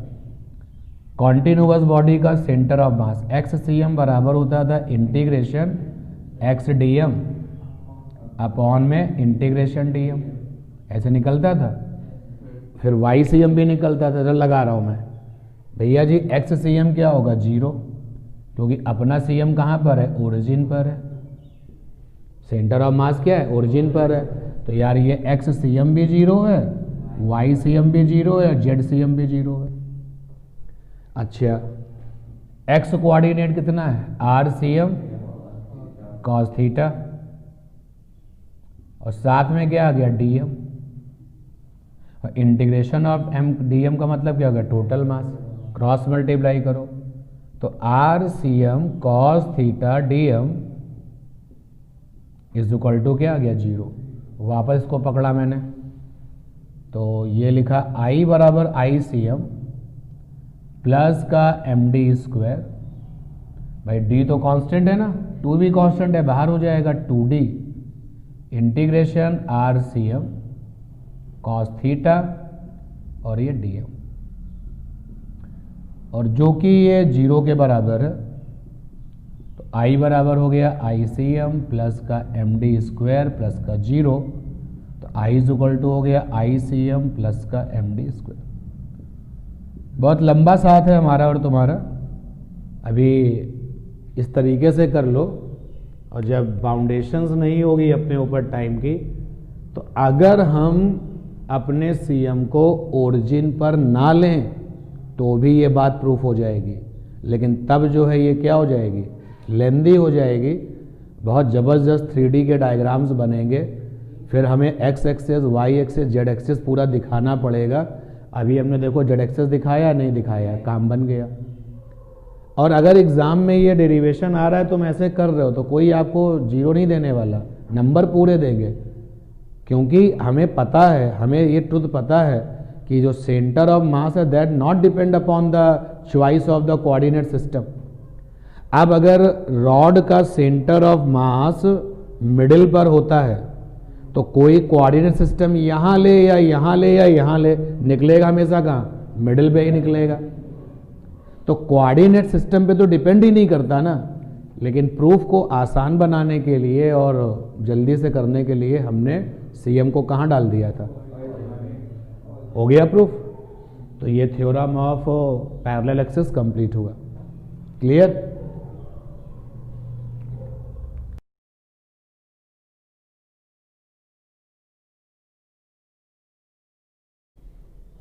अब चलते हैं कि थ्योरम ऑफ परपेंडिकुलर एक्सिस क्या कहता है। थ्योरम ऑफ परपेंडिकुलर एक्सिस, किसी के अबाउट मोमेंट ऑफ इनर्शिया मेहनत करके पता कर लिया है, तो किसी दूसरे के अबाउट मोमेंट ऑफ इनर्शिया पता करने के लिए पहले वाले की हेल्प ले लो। यही कहता है पैरेलल वाला एक्सिस थ्योरम भी, और यही क्या कहता है परपेंडिकुलर वाला थ्योरम। तो पहले तो ये थ्योरम ऑफ परपेंडिकुलर एक्सिस ये वैलिड है फॉर लैमिनर ऑब्जेक्ट। ये केवल और केवल उनके लिए काम करता है जो लैमिनर ऑब्जेक्ट है। अब लैमिनर ऑब्जेक्ट मतलब एरिया वाले ऑब्जेक्ट, तो रिंग के लिए काम कर जाएगा, डिस्क के लिए काम कर जाएगा, स्क्वायर के लिए काम कर जाएगा, रेक्टेंगल के लिए काम कर जाएगा। तो valid for the laminar object क्या कहता है जरा समझें। ये कोई लैमिनर ऑब्जेक्ट है, एरिया वाला ऑब्जेक्ट है, तो हमने एक रोटेशनल एक्सिस ली जो कि एक्स एक्सिस थी, और एक रोटेशनल एक्सिस ली जो कि वाई एक्सिस थी। तो ये एक्स एक्सिस हो गई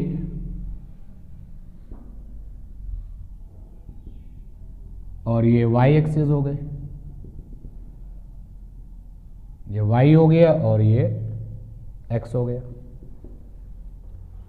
तो x एक्सिस के थ्रू या x एक्सिस के पैरेलल जो रोटेशनल एक्सिस है, इसके अबाउट जो मोमेंट ऑफ इनर्शिया है, तो MOI अबाउट x एक्सिस। समझना, x एक्सिस या x एक्सिस के पैरेलल।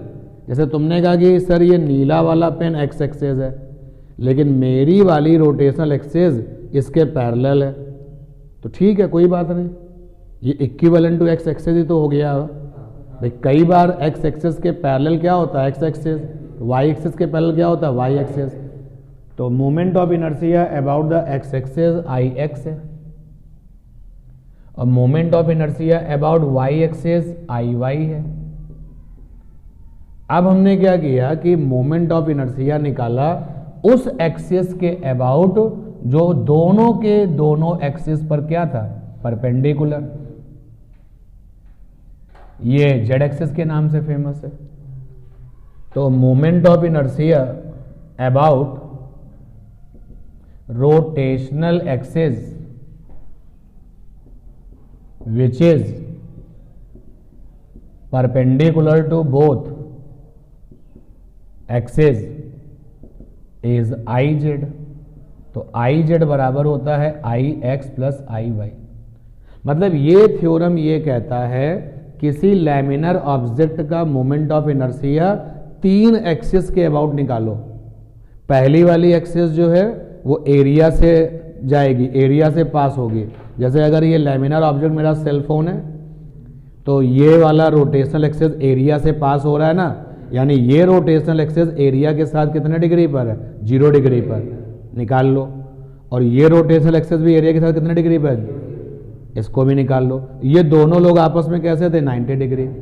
अब एक तीसरा रोटेशनल एक्सिस है जो कि इन दोनों के साथ क्या है परपेंडिकुलर, निकाल लो। तो इसका जो मोमेंट ऑफ इनर्शिया निकलता है जो तुमने पहले निकाले हैं उसकी वैल्यू इनके सम के क्या होती बराबर। प्रूफ करना है, कर लिया जाए प्रूफ। देखिए कैसे। एक्स एक्सिस के अबाउट जो मोमेंट ऑफ इनर्शिया निकला और वाई एक्सिस के अबाउट जो मोमेंट ऑफ इनर्शिया निकला, तो सपोज कर लेते हैं कि ये एक छोटा सा एलिमेंट है, ध्यान देना, इसका मास dm है और इसके कोऑर्डिनेट क्या होंगे x y 0, आया ना, z नहीं होगा क्योंकि एरिया पर वो पॉइंट होगा ना। और एरिया जो है, एरिया किसको कवर करता है x y को कवर करता है, एरिया z एक्सिस को कवर नहीं करता। भाई अगर आपकी कॉपी का पन्ना है तो किस पे जाएगा x y प्लेन पे ही तो जाएगा, तो z तो होगा ही नहीं।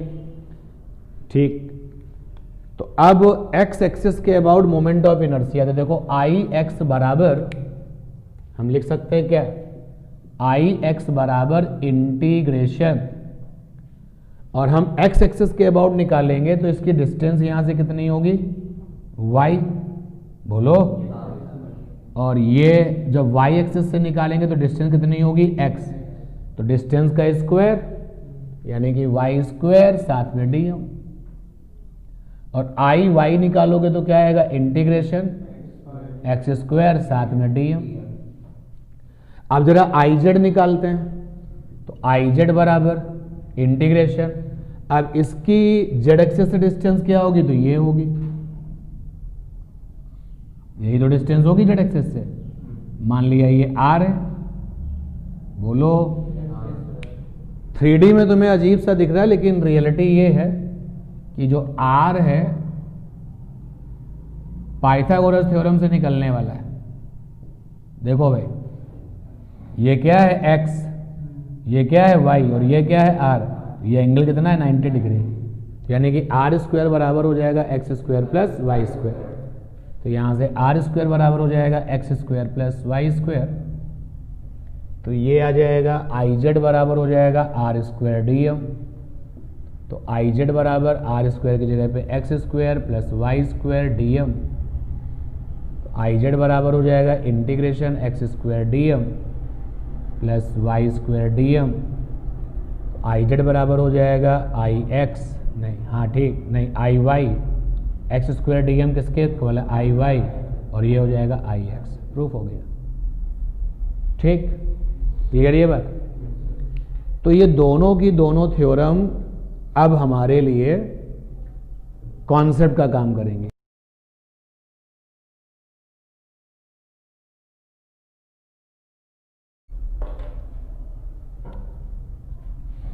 ये रॉड का केस जिसमें कि हम पैरेलल एक्सिस की थ्योरम लगाएंगे। पैरेलल एक्सिस की थ्योरम कब लगाओगे, पहला ऑप्शन जब दो रोटेशनल एक्सिस आपस में पैरेलल हो, सही गलत, गलत। पैरेलल एक्सिस की थ्योरम हम तब लगाएंगे जब दो रोटेशनल एक्सिस आपस में पैरेलल हो और 100% उनमें से एक कहां से जाती हो, सीएम से, तब लगाएंगे। अलर्ट रहिए भाई। तो ये रहा इसका सीएम, और इसके अबाउट मोमेंट ऑफ इनर्शिया निकाला गया था तो ml²/12 आया था। तो सिंपल एक डिस्कशन चल रहा है कि इसके अबाउट जब हमने रॉड का सेंटर ऑफ मास के अबाउट मोमेंट ऑफ इनर्शिया निकाला था, जहां पे m रॉड का मास है, l रॉड की लेंथ है, नीचे 12 आया था। फिर जब हम इसके अबाउट निकालते थे तो उस समय बिल्कुल पर्टिकुलर इंटीग्रेशन से किया था तो ml²/3 आया था। मान लेते हैं इसके about moment of inertia I है, तो मैंने देखा कि दोनों रोटेशनल एक्सिस कैसी हैं, पैरेलल, उनमें से एक कहां से पास हो रही है, सीएम से, तो फंडा लगाया I बराबर आई सी एम प्लस का md²। तो I बराबर आई सी एम है ml²/12, md कितना हो जाएगा l/2 का स्क्वायर, क्योंकि दोनों के बीच की डिस्टेंस कितनी होगी, l/2। तो यहां पर आ गया ml²/12 प्लस का ml²/4, एलसीएम लो तो कितना आया 12, ml² प्लस का 3 ml², तो कितना आ गया ml²/3, 4 ml²/12 तो सॉल्व करने पर आ गया, ठीक है। अब जैसे रिंग के लिए गए थे जब हम, रिंग, तो जो centre rotational axis centre of मास से पास होता था उसके अबाउट मोमेंट ऑफ इनर्शिया निकला था mr²। अब इन्होंने हमसे कहा कि भाई एक रोटेशनल एक्सिस जो है वो रिंग की सरकमफ्रेंस से पास होती है और सीएम वाली रोटेशनल एक्सिस के साथ क्या है, पैरेलल, लाइक दिस। एक सीएम से पास होने वाली रोटेशनल और एक सरकमफ्रेंस से पास होने वाली। इसके अबाउट मोमेंट ऑफ इनर्शिया कितना होगा, तो फिर से लगाया फंडा I बराबर आई सी एम प्लस का md²। तो I बराबर आई सी एम कितना, mr² प्लस का m, दोनों के बीच की डिस्टेंस रेडियस के बराबर होगी, कितना आ गया 2mr²। तो एप्लीकेशन देख रहे हैं। अब सोचो कि अगर ये थ्योरम नहीं होती तो जब तुमने इसके अबाउट निकाला था तो इंटीग्रेशन किया था, तो इसके अबाउट करते तो भी क्या करना पड़ता है, इंटीग्रेशन। तो चीज़ों को आसान बनाती है ये थ्योरम। ठीक, और आगे चलते हैं। जैसे डिस्क के केस में चल सकते हैं। अगर ये डिस्क होता तो अब यहाँ पे कितना होता, mr²/2 और प्लस का mr² तो कितना आता, 3/2 mr²। ठीक है, क्लियर है ना ये बात। तो इस तरीके से पैरेलल और परपेंडिकुलर। अब जैसे सपोज कर लो इसी क्वेश्चन में ट्विस्ट आया कि ICM तो mr² होता है, ठीक बात है, ICM mr², रिंग का केस चल रहा है। बताओ उसके अबाउट मोमेंट ऑफ इनर्शिया क्या होगा जो रोटेशनल एक्सिस के डायमीटर से पास हो रही है, डायमीटर से पास हो रही है। देखो ये डायमीटर से पास होने वाला एक्स एक्सिस बन गया, और भैया डायमीटर से पास होने वाला वाई एक्सिस तो भी तो बन जाएगा। तो पूछ रहा है बताओ उस रोटेशनल एक्सिस के अबाउट मोमेंट ऑफ इनर्शिया क्या होगा जो रिंग के डायमीटर से पास हो रही है। तुरंत हमने दिमाग की बत्ती जलाई कि जो डायमीटर से पास होंगी उनमें से एक्स एक्सिस भी हो सकता है और एक वाई एक्सिस भी हो सकता है। तब मेरा ये ICM वाला रोटेशनल एक्सिस क्या बन जाएगा, जेड। तो अब फंडा लगाया, IZ बराबर IX प्लस IY। IZ कितना है, mr²। अब जो IX होगा वही IY होगा। क्यों? क्योंकि अगर हम एक्स एक्सिस को लें तो रिंग का आधा हिस्सा इधर है, आधा हिस्सा इधर है। अगर हम वाई एक्सिस को लें तो भी आधा हिस्सा इधर है, आधा हिस्सा इधर है। याद रखो अगर चॉइस ऑफ रोटेशनल एक्सिस बदले जाने से नज़ारे नहीं बदलते तो फिर मोमेंट ऑफ इनर्शिया दोनों चॉइसेस के, जो दोनों चॉइस आपने ले रखे उसके अबाउट कैसा होगा, सेम। भाई ये आपने रिंग ली तो हमने कहा कि रोटेशनल एक्सिस, ये आपने रिंग ली और आपने कहा रोटेशनल एक्सिस सर ये वाली है। किसी बच्चे ने कहा रिंग ली और रोटेशनल एक्सिस ये वाली है। मैंने देखा जिसने ये काउंट किया जिसने ये काउंट किया है, मामला बिल्कुल एक ही जैसा है ना, बंटवारा एक ही जैसा है। तो जितना मोमेंट ऑफ इनर्शिया इसके अबाउट आएगा उतना ही इसके अबाउट भी आएगा। इसको सिमेट्री कॉन्सेप्ट कहा जाता है। ठीक है, and that is Y IX भी अगर I है तो IY भी क्या होगा, I। तो यहाँ से I बराबर कितना आ गया, mr²/2। क्या दुनिया को बताओगे कि रिंग का मोमेंट ऑफ इनर्शिया उस रोटेशनल एक्सिस के अबाउट जो डायमीटर से पास होता है कितना होता है, हाफ mr²। ठीक है, तो ये हैं इसके आपके नुकसान और फ़ायदे। आप देख रहे हैं नुकसान तो कोई है नहीं, फ़ायदे ही फ़ायदे हैं। लेकिन आपको ये याद रखना पड़ेगा कि पैरेलल एक्सिस की थ्योरम तभी काम करेगी जब उनमें से कोई एक एक्सिस क्या होगी, सेंटर ऑफ मास से पास होगी, और लैमिनर केस में ही परपेंडिकुलर वाली थ्योरम काम करेगी। ठीक है, हटा दें इसको।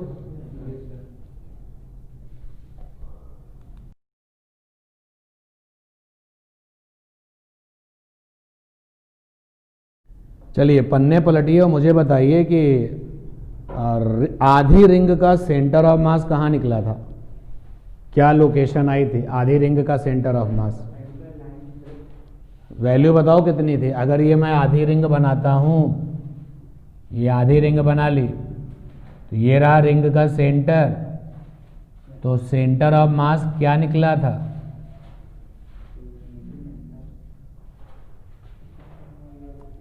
आधी रिंग का सेंटर ऑफ मास का कोऑर्डिनेट क्या आया था,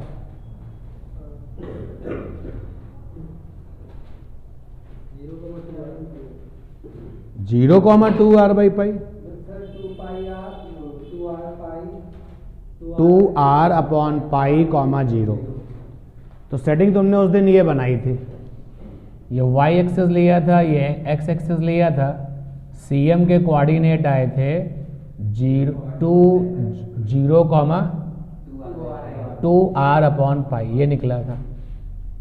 अच्छा अगर रिंग आधी की आधी हो जाए तो कहाँ होगा, तो फिर से काम करना पड़ेगा। तो एक जुगाड़ आपको बताते हैं, जुगाड़ मेथड। क्या है जुगाड़ मेथड, देखिए जुगाड़ मेथड ये है कि for arc type object, arc type object क्या होंगे, रिंग ही तो होगी भाई, ये कंप्लीट रिंग है। लीजिए मैंने इसका इतना हिस्सा ले लिया, तो क्या बचा, आर्क ही तो बचा। और अगर आपने कुछ हिस्सा और ले लिया तो आर्क ही तो है। तो जितने भी ऑब्जेक्ट आर्क टाइप हैं, तो for arc type object position of centre of mass from centre, her arc का अपना सेंटर होता है, मानते हो ना, आर्क के पास सेंटर जरूर होता है। तो position of centre of mass from centre of arc h बराबर, तो जुगाड़ मेथड है, h बराबर है r sine theta by theta, जहां पे r जो है वो रेडियस ऑफ आर्क है, हर आर्क का रेडियस भी होता है, और जो थीटा है ये फॉर्मिंग एंगल है, forming angle by arc at centre of arc, at centre of arc. चलो इसको जरा यहाँ पे सेट करके देखते हैं। कड़ी मेहनत से और पूरा इंटीग्रेशन करके ये आंसर आया था। तो अब निकालते हैं भाई इस फंडे से। सेंटर ये है ना, इस आर्क का सेंटर ये है, सेंटर से h ऊंचाई पर या सेंटर से h दूरी पर, तो h बराबर होता है r माने radius, okay radius, sine theta, theta होता है एंगल फॉर्म बाई आर्क। तो यहां पे एंगल जो है कितना बन रहा है, अरे यार ये गड़बड़ कर दिया,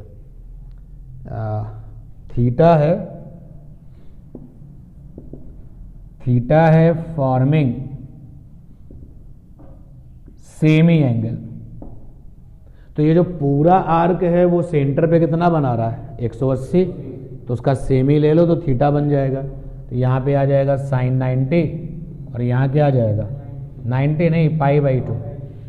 अकेला एंगल अगर कहीं पर है और वो किसी अदर लोगों के साथ ऑपरेट हो रहा है, जैसे ये अकेला एंगल है और साथ में क्या radius, should be in radian, तो यहाँ से देखो साइन 91 हो गया, क्या आ गया 2r बाई पाई हो गया।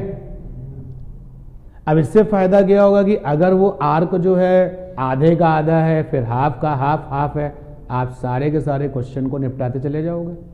और आगे चलते हैं। अगर कोई ऑब्जेक्ट डिस्क जैसा है, तो डिस्क का जो हिस्सा है वो क्या कहलाता है, सेक्टर। रिंग का हिस्सा आर्क शेप हो गया और जो डिस्क का हिस्सा है वो क्या बनेगा, सेक्टर। तो for sector type object position of CM माने centre of mass from centre of sector H बराबर, मैं एक सेक्टर बनाता हूं, मान लेते हैं कोई ये सेक्टर था, ये पूरा एरिया है, खाली जगह नहीं है, ये इसका सेंटर है। तो सेंटर से H दूरी पर सेंटर ऑफ मास है। तो कैसे निकलता है सेंटर ऑफ मास, ओरिजिनल तरीका है इंटीग्रेशन करना। ओरिजिनल तरीका क्या है, इंटीग्रेशन करो। और जुगाड़ मेथड है जो कि बड़ी फ्रिक्वेंटली यूज होता है, आप लगाएंगे तो ऐसा नहीं कि गलत हो जाएगा। r sine theta by theta, वही सारे फीचर्स। r इस सेक्टर का क्या है, रेडियस, और थीटा क्या है, सेक्टर ने जो एंगल बनाया सेंटर पे उसका सेमी, आधा, और बाकी चीजें आप देख ही रहे हो, नोट कर लीजिए। तो कुछ सेंटर ऑफ मासेस की आपको याद दिला रहे हैं, कुछ आपने किए, कुछ आपने सीधे जाने। जैसे इस वाले केस को आप सीधे जानोगे कि हाँ यहां से इतनी दूरी पर होगा। मैंने बनाया है एक कोन, कोन का सेंटर कहां मिलेगा मुझे, ये कोन बना दिया मैंने,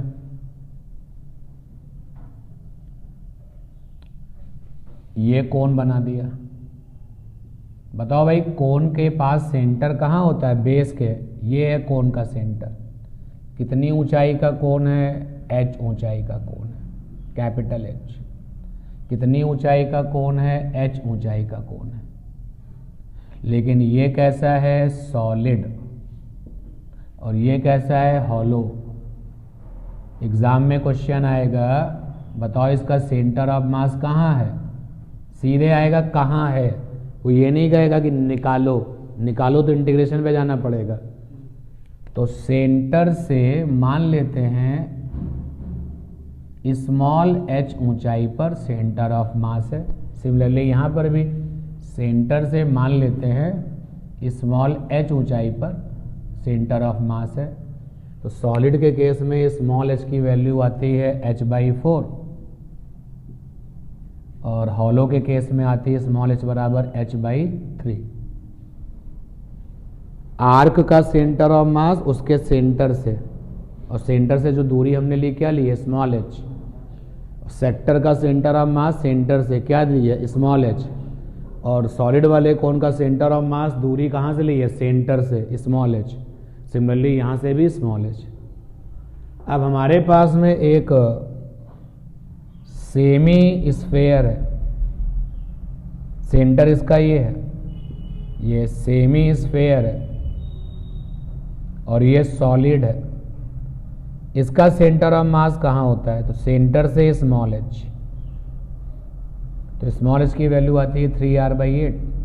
ये बात बिल्कुल क्लियर है कि आप सभी के सेंटर ऑफ मास याद कर पाएंगे, सबके निकाल नहीं पाएंगे। तो जिनके निकालने को आते हैं उनके हमने निकाले थे, जैसे हमने रॉड का सेंटर ऑफ मास निकाला था, हमने रिंग का सेंटर ऑफ मास निकाला था, हमने सेमी वाली रिंग का सेंटर ऑफ मास निकाला था, निकाले थे ना। तो आप 20% के तो निकाल के देखते हैं और बाकी की 80% सीधे क्या रखते हैं, याद। कॉन्टिन्यूएशंस में आगे बढ़ते जाइए। अगर हमसे कहता है नहीं निकालो तो प्रोसेस वही है, क्या, सॉलिड कोन का सेंटर ऑफ मास निकालना है। तो क्या करेंगे, पहले सिस्टम सेट कर लेंगे, कोऑर्डिनेट एक्सेस, उसके बाद में कोन का एक छोटा सा टुकड़ा लेंगे और उसका मास dm लेंगे, वो सारी फॉर्मेलिटीज करेंगे, इंटीग्रेशन करेंगे, तब आएगा। नोट कर लीजिए।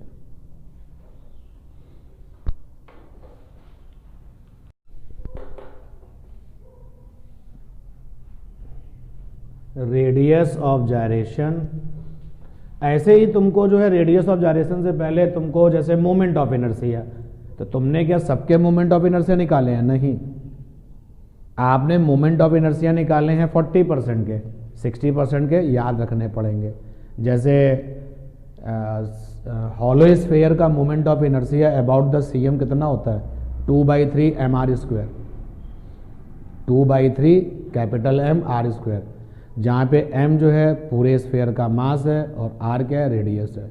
और अगर स्फीयर सॉलिड है तो मोमेंट ऑफ इनर्शिया कितना होता है, 2/5 mr²। ठीक है, ये दो, बाकी तो निकाल ही दिए थे ऑलमोस्ट सारे के सारे। तो रेडियस ऑफ जायरेशन जरा देखें, समझें। जितने बार इसको आप देखेंगे, बड़ी अजीब सी डेफिनेशन है इसकी, यानी ये समझना आसान है, इसकी डेफिनेशन लिखना थोड़ा मुश्किल होता है। तो रेडियस ऑफ जायरेशन का जो सिंबल है दैट इज के, सिंबल है के। क्या होता है radius of gyration, step by step देखिए। तो हमारे पास में रोटेटिंग रिजिड बॉडी है, रोटेटिंग रिजिड बॉडी। तो we have rotating rigid body. तो यहां पर एक रिजिड बॉडी है, रोटेटिंग है, तो मोमेंट ऑफ इनर्शिया भी होगा और ये रोटेट कर रही है। तो we have rotating rigid body having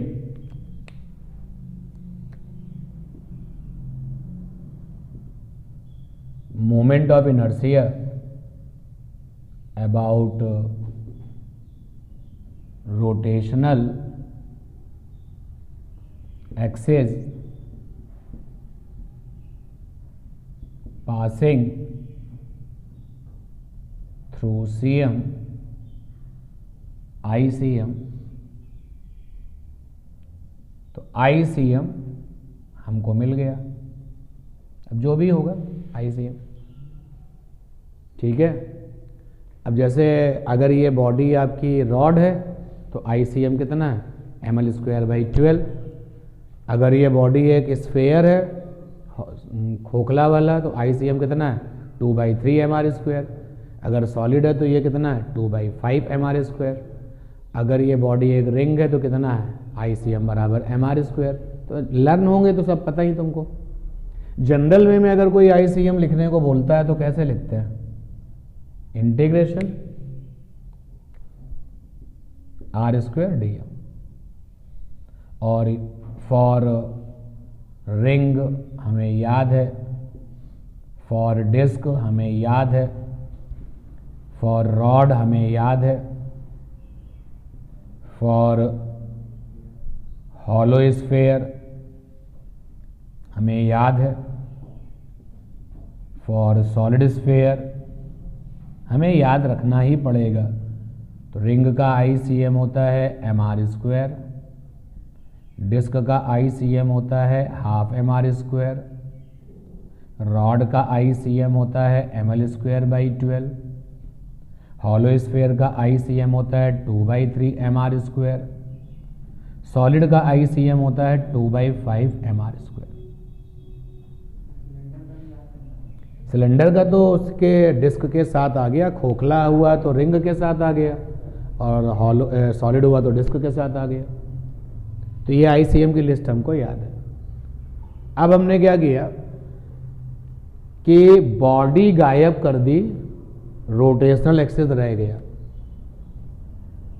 now disappear body but rotational axis present. अब कुछ ऐसा करो कि ये बॉडी यहां से एलिमिनेट हो जाए, गायब हो जाए, लेकिन रोटेशनल एक्सिस रहे। चलो बगल में ये काम करके देख लेते हैं।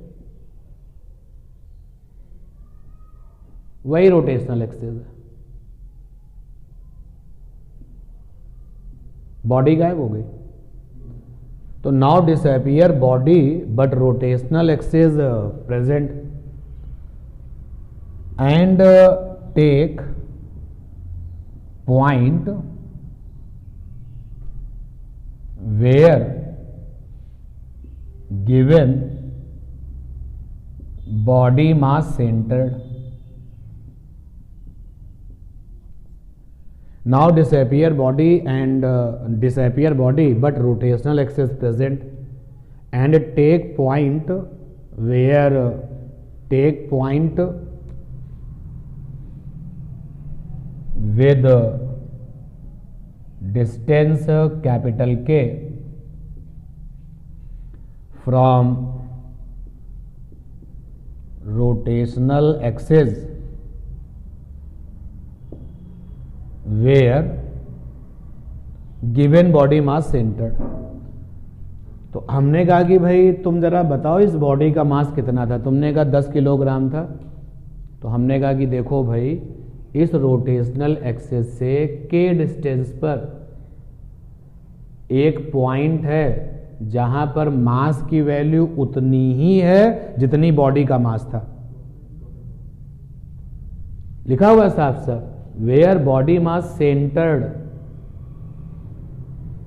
यानी कि इस पॉइंट पर उतना ही मास है। सेंटर्ड मतलब छोटा है, अब वो उसमें नहीं है, वॉल्यूम में नहीं है, ज्योमेट्री में नहीं है। तो अगर यहां पे बॉडी मास m था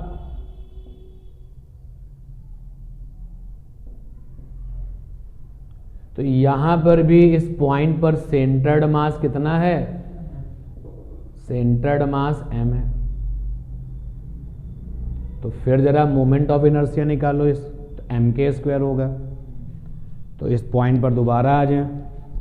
Now disappear body but rotational axis present and take point with distance capital K from rotational axis where given body mass centered। Find MOI। तो मान लेते हैं कि MOI जब निकाला तो बराबर आ गया mk²। अब ये था भैया स्टेप नंबर 1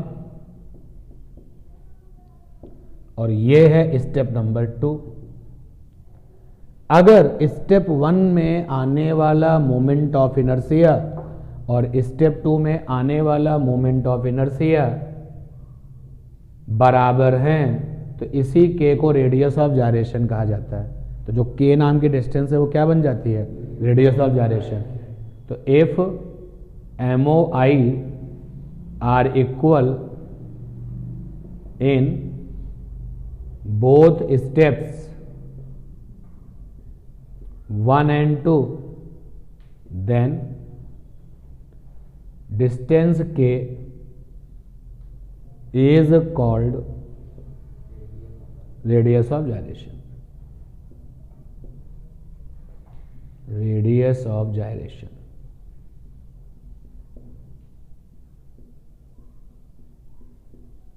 ये तो हो गई समझने वाली डेफिनेशन, और मुझे जब जब इसको लिखने का मौका मिलेगा मैं तो समझने वाली लिखूंगा। अब इसकी 5-6 लाइन की रटने वाली डेफिनेशन क्या है, तो इन्हीं सब बातों को कहानी में कन्वर्ट कर दो तो क्या बन जाएगी, रटने वाली डेफिनेशन। ठीक है, नोट कर लीजिए। या नोट करने से पहले एक चीज और देखिए, समझिए बात को। जैसे किसी ने पूछा कि सॉलिड स्फीयर का रेडियस ऑफ जायरेशन क्या है, ध्यान दें इधर। सॉलिड स्फीयर का रेडियस ऑफ जायरेशन, तो K फॉर सॉलिड स्फीयर। तो देखो कैसे निकलेगा। स्टेप नंबर 1 में सॉलिड स्फीयर का मोमेंट ऑफ इनर्शिया कितना है, 2/5 mr²। और स्टेप नंबर 2 से उसी स्फीयर का मोमेंट ऑफ इनर्शिया कितना आएगा, mk²। तो दोनों बराबर कर दो, क्या आ गया, mk² बराबर 2/5 mr²। तो k बराबर क्या हो गया, r√2/5 निकाल लोगे। Similarly you can carry on for others. अब रिंग का रेडियस ऑफ जायरेशन कितना आएगा, r आएगा, चेक करके देख लो, नोट कर लीजिए। तो रेडियस ऑफ जायरेशन हमने जो पकड़ के इसको रखा हुआ है वो ICM के अबाउट रखा हुआ है। अब जैसे मान लो तुमने कहा हमें ICM नहीं लेना है, तो ठीक है, स्टेप नंबर 1 में मोमेंट ऑफ इनर्शिया उसके अबाउट जो तुमने लिया है रोटेशनल एक्सिस। ठीक है भाई, आप देखो ना, जैसे सपोज कर लो कि ICM कोई लेके नहीं चल रहा, क्योंकि ICM तुम्हें याद रहता है। तो लिखते लिखते सुनिएगा या थोड़ी देर जरा सुन ले हमारी बात को। जैसे मान लीजिए, सपोज कर लीजिए कि आपने लिया स्फीयर और आपने कहा मेरा गिवन वाला रोटेशनल एक्सिस ये है, तो स्टेप नंबर 1 में ये आ गया। इस रोटेशनल एक्सिस के अबाउट मोमेंट ऑफ इनर्शिया कितना है वो तुम्हें पता है, लेकिन वो यहाँ लिस्ट में कहीं है, वो मेमोरी लिस्ट में नहीं होगा, वो पता करना पड़ेगा। फिर हमने क्या किया, इसको गायब कर दिया, स्टेप नंबर 2 में आ गए, इसको हमने गायब कर दिया। तो जब गायब हो गया तो ये रह गया और ये गायब हो गया। अब यहाँ से K डिस्टेंस पर सेंटर्ड बॉडी सेंटर्ड मास ले लिया, फॉलो कर लिया। बात समझ रहे हैं, देखो, we have rotating rigid body having moment of inertia about rotational axis passing through ICM या फिर और एनी अदर गिवन, या कोई और हो, कोई बात नहीं। फिर तुम्हें क्या करना है, स्टेप नंबर 2 में आना है। स्टेप नंबर 2 में तुम बॉडी हटा दो, केवल रोटेशनल एक्सिस ले लो, और उसके बाद में K डिस्टेंस पर एक ऐसा पॉइंट चुन लो जहां पे बॉडी मास क्या है, सेंटर्ड है। इफ स्टेप नंबर 1 का MOI बराबर स्टेप नंबर 2 का MOI, तो K क्या बनता है, रेडियस ऑफ जायरेशन। और मुझे पता है कि मैं भले ही यहाँ पर लिख दूं और एनी अदर गिवन, ये बड़ा मुश्किल होगा, क्योंकि एनी अदर गिवन के लिए तो तुमको मोमेंट ऑफ इनर्शिया क्या होना चाहिए, निकालना पड़ेगा, और ICM वाले तुम्हें क्या है, याद है। नोट कर लीजिए आप।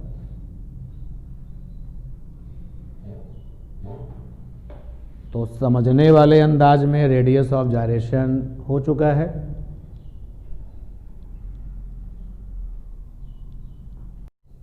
स्टेप नंबर 2 में now disappear body and rotational axis present but rotational axis present and take point with distance k from rotational axis, ये मैंने वेयर भी लिखा, where given body mass center, find MOI mk²।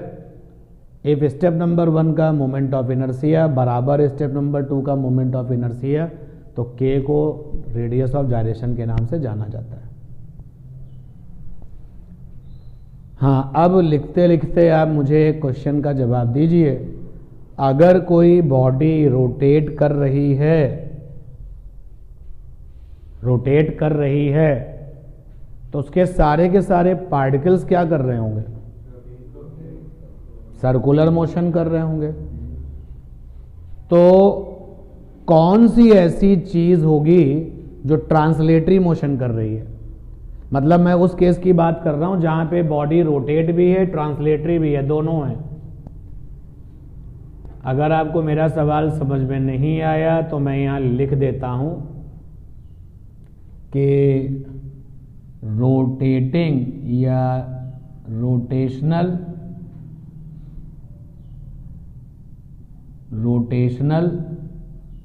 Plus translational motion take place then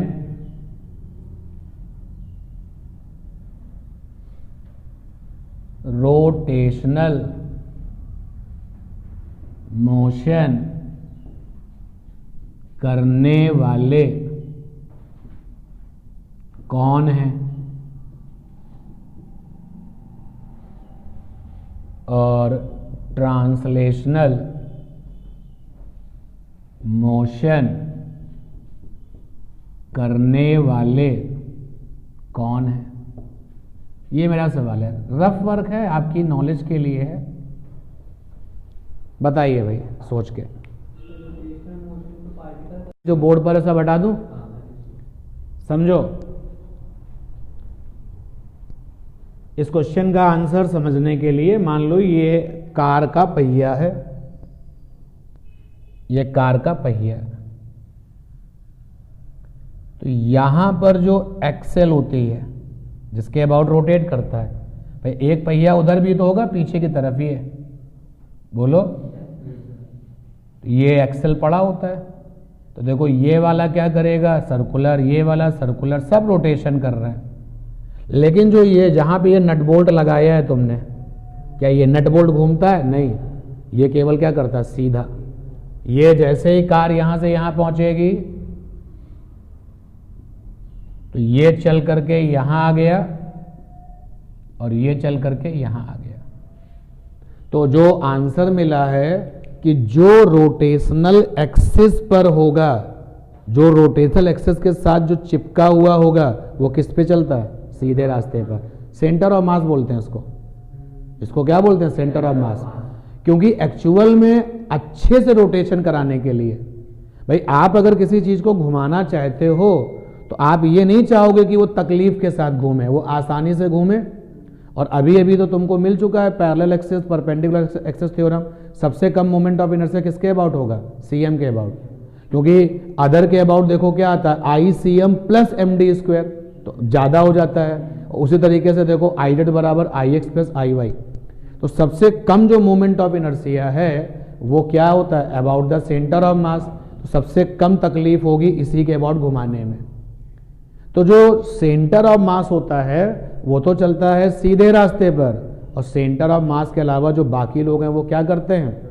rotational. तो यहां पर answer आ गया, all particles of body, और इसका आंसर आ गया centre of mass of body, COM of body. Done? Clear ये बात? अब हमने क्या किया, एक इंक्लाइंड प्लेन ले लिया, एक इंक्लाइंड प्लेन लिया थीटा डिग्री पर, और यहां रोल करने वाली बॉडी को छोड़ दिया। अब रोल करने वाली बॉडी स्फीयर हो सकती है, रोल करने वाली बॉडी सिलेंडर हो सकती है। सिमेट्रिकल में चलना है, यूनिफॉर्म में चलना है, ठीक है ना? तो यूनिफॉर्म में मेरे को सिलेंडर मिल सकता है और क्या मिल सकता है? स्फीयर। और कुछ मिल सकता है, हाँ रिंग मिल सकती है, डिस्क मिल सकती है, ये सब यूनिफॉर्म है। तो जितने भी नाम मैंने लिए उनका सेंटर ऑफ मास तो यही होगा ना, तो ये तो सीधे रास्ते पर चल रहा होगा। तो क्वेश्चन है कि एक इंक्लाइंड प्लेन है जहाँ पे आपने रोल करने वाली चीज़ को छोड़ दिया है, तो रोलिंग और एज वेल एज ट्रांसलेटरी दोनों करते हुए नीचे आएगी। तो इसकी पूरी जब बॉटम पे पहुँचेगी कुल कितनी एनर्जी है, तो ये हो गया half I omega square rotational वाला, और ट्रांसलेशनल वाला कितना हो जाएगा, हाफ एम वी स्क्वायर। अब देखिए जब हम ट्रांसलेशनल की बात कर रहे होंगे तो हम केवल किसके बारे में सोचेंगे, सेंटर ऑफ मास, और सेंटर ऑफ मास का मास कितना है, पूरी बॉडी का मास, और उसकी जो अपनी वेलोसिटी है वो v है। ठीक, तो अब जो ये v है वो यहाँ पर बॉटम पर, क्योंकि वहाँ से तो किससे स्टार्ट हुआ होगा, जीरो से, तो जब हम यहाँ बॉटम पर पहुँचेंगे तो यहाँ लिखेंगे v स्क्वायर बॉटम, बॉटम पर कितना v होगा। तो अब आप ट्रांसलेशनल में चले गए हैं, आपको कुछ नहीं दिखना चाहिए, आपको केवल क्या दिखना चाहिए, सेंटर ऑफ मास, जो कि जस्ट लाइक ए पार्टिकल है। तो एक पार्टिकल नीचे आ रहा है आ रहा है आ रहा है, तो एक पार्टिकल जो कि इंक्लाइन प्लेन पर जा रहा है, इंक्लाइन प्लेन पर जा रहा है, ये g होता है, ग्रेविटी वाला g। ये देखो एंगल कितना है आपका, ये थीटा है, ये कितना हो गया 90 माइनस थीटा, सॉरी ये 90 कितना हो गया 90 माइनस थीटा। तो g का एक कंपोनेंट इधर जाएगा क्या, g कॉस 90 माइनस थीटा, और एक कंपोनेंट क्या होगा g साइन 90 माइनस थीटा। तो g साइन 90 माइनस थीटा क्या बन जाएगा, कॉस थीटा, और ये क्या बन जाएगा, साइन थीटा। यानी कि सेंटर ऑफ मास को कौन हेल्प कर रहा होगा, g साइन थीटा। तो फार्मूला लगाओ, v स्क्वायर बराबर u स्क्वायर प्लस का 2as, v square bottom, u square 0 start from the rest, और 2as, s माने l, 2as। तो यहाँ पे आ गया v स्क्वायर बॉटम, निकल आएगा 2a की जगह पे होगा g साइन थीटा, और l माने आपको पता ही है 2gl साइन थीटा। और बाकी जो मोमेंट ऑफ इनर्शिया है वो कौन सी बॉडी है, अगर वो बॉडी रिंग है तो मोमेंट ऑफ इनर्शिया तुम्हें पता है, अगर वो बॉडी स्फेयर है तो मोमेंट ऑफ इनर्शिया तुम्हें पता है। तो यहाँ पर आप जब पूरा रख करके आई ओमेगा सब पूरा सॉल्व करोगे तो आंसर आ जाएगा। एक तरीका और है कि अगर हम लिखें, चलिए इतना लिख लीजिए आप, इसी से ही सारे बनते चले जाएंगे, अब न्यूमेरिकल में देखेंगे, फिर अगर कोई समस्या आती है तो फिर पता चल जाएगा। इसी को ही हम बस फाइंड आउट करते चले जाएंगे और आंसर मिलते चले जाएंगे।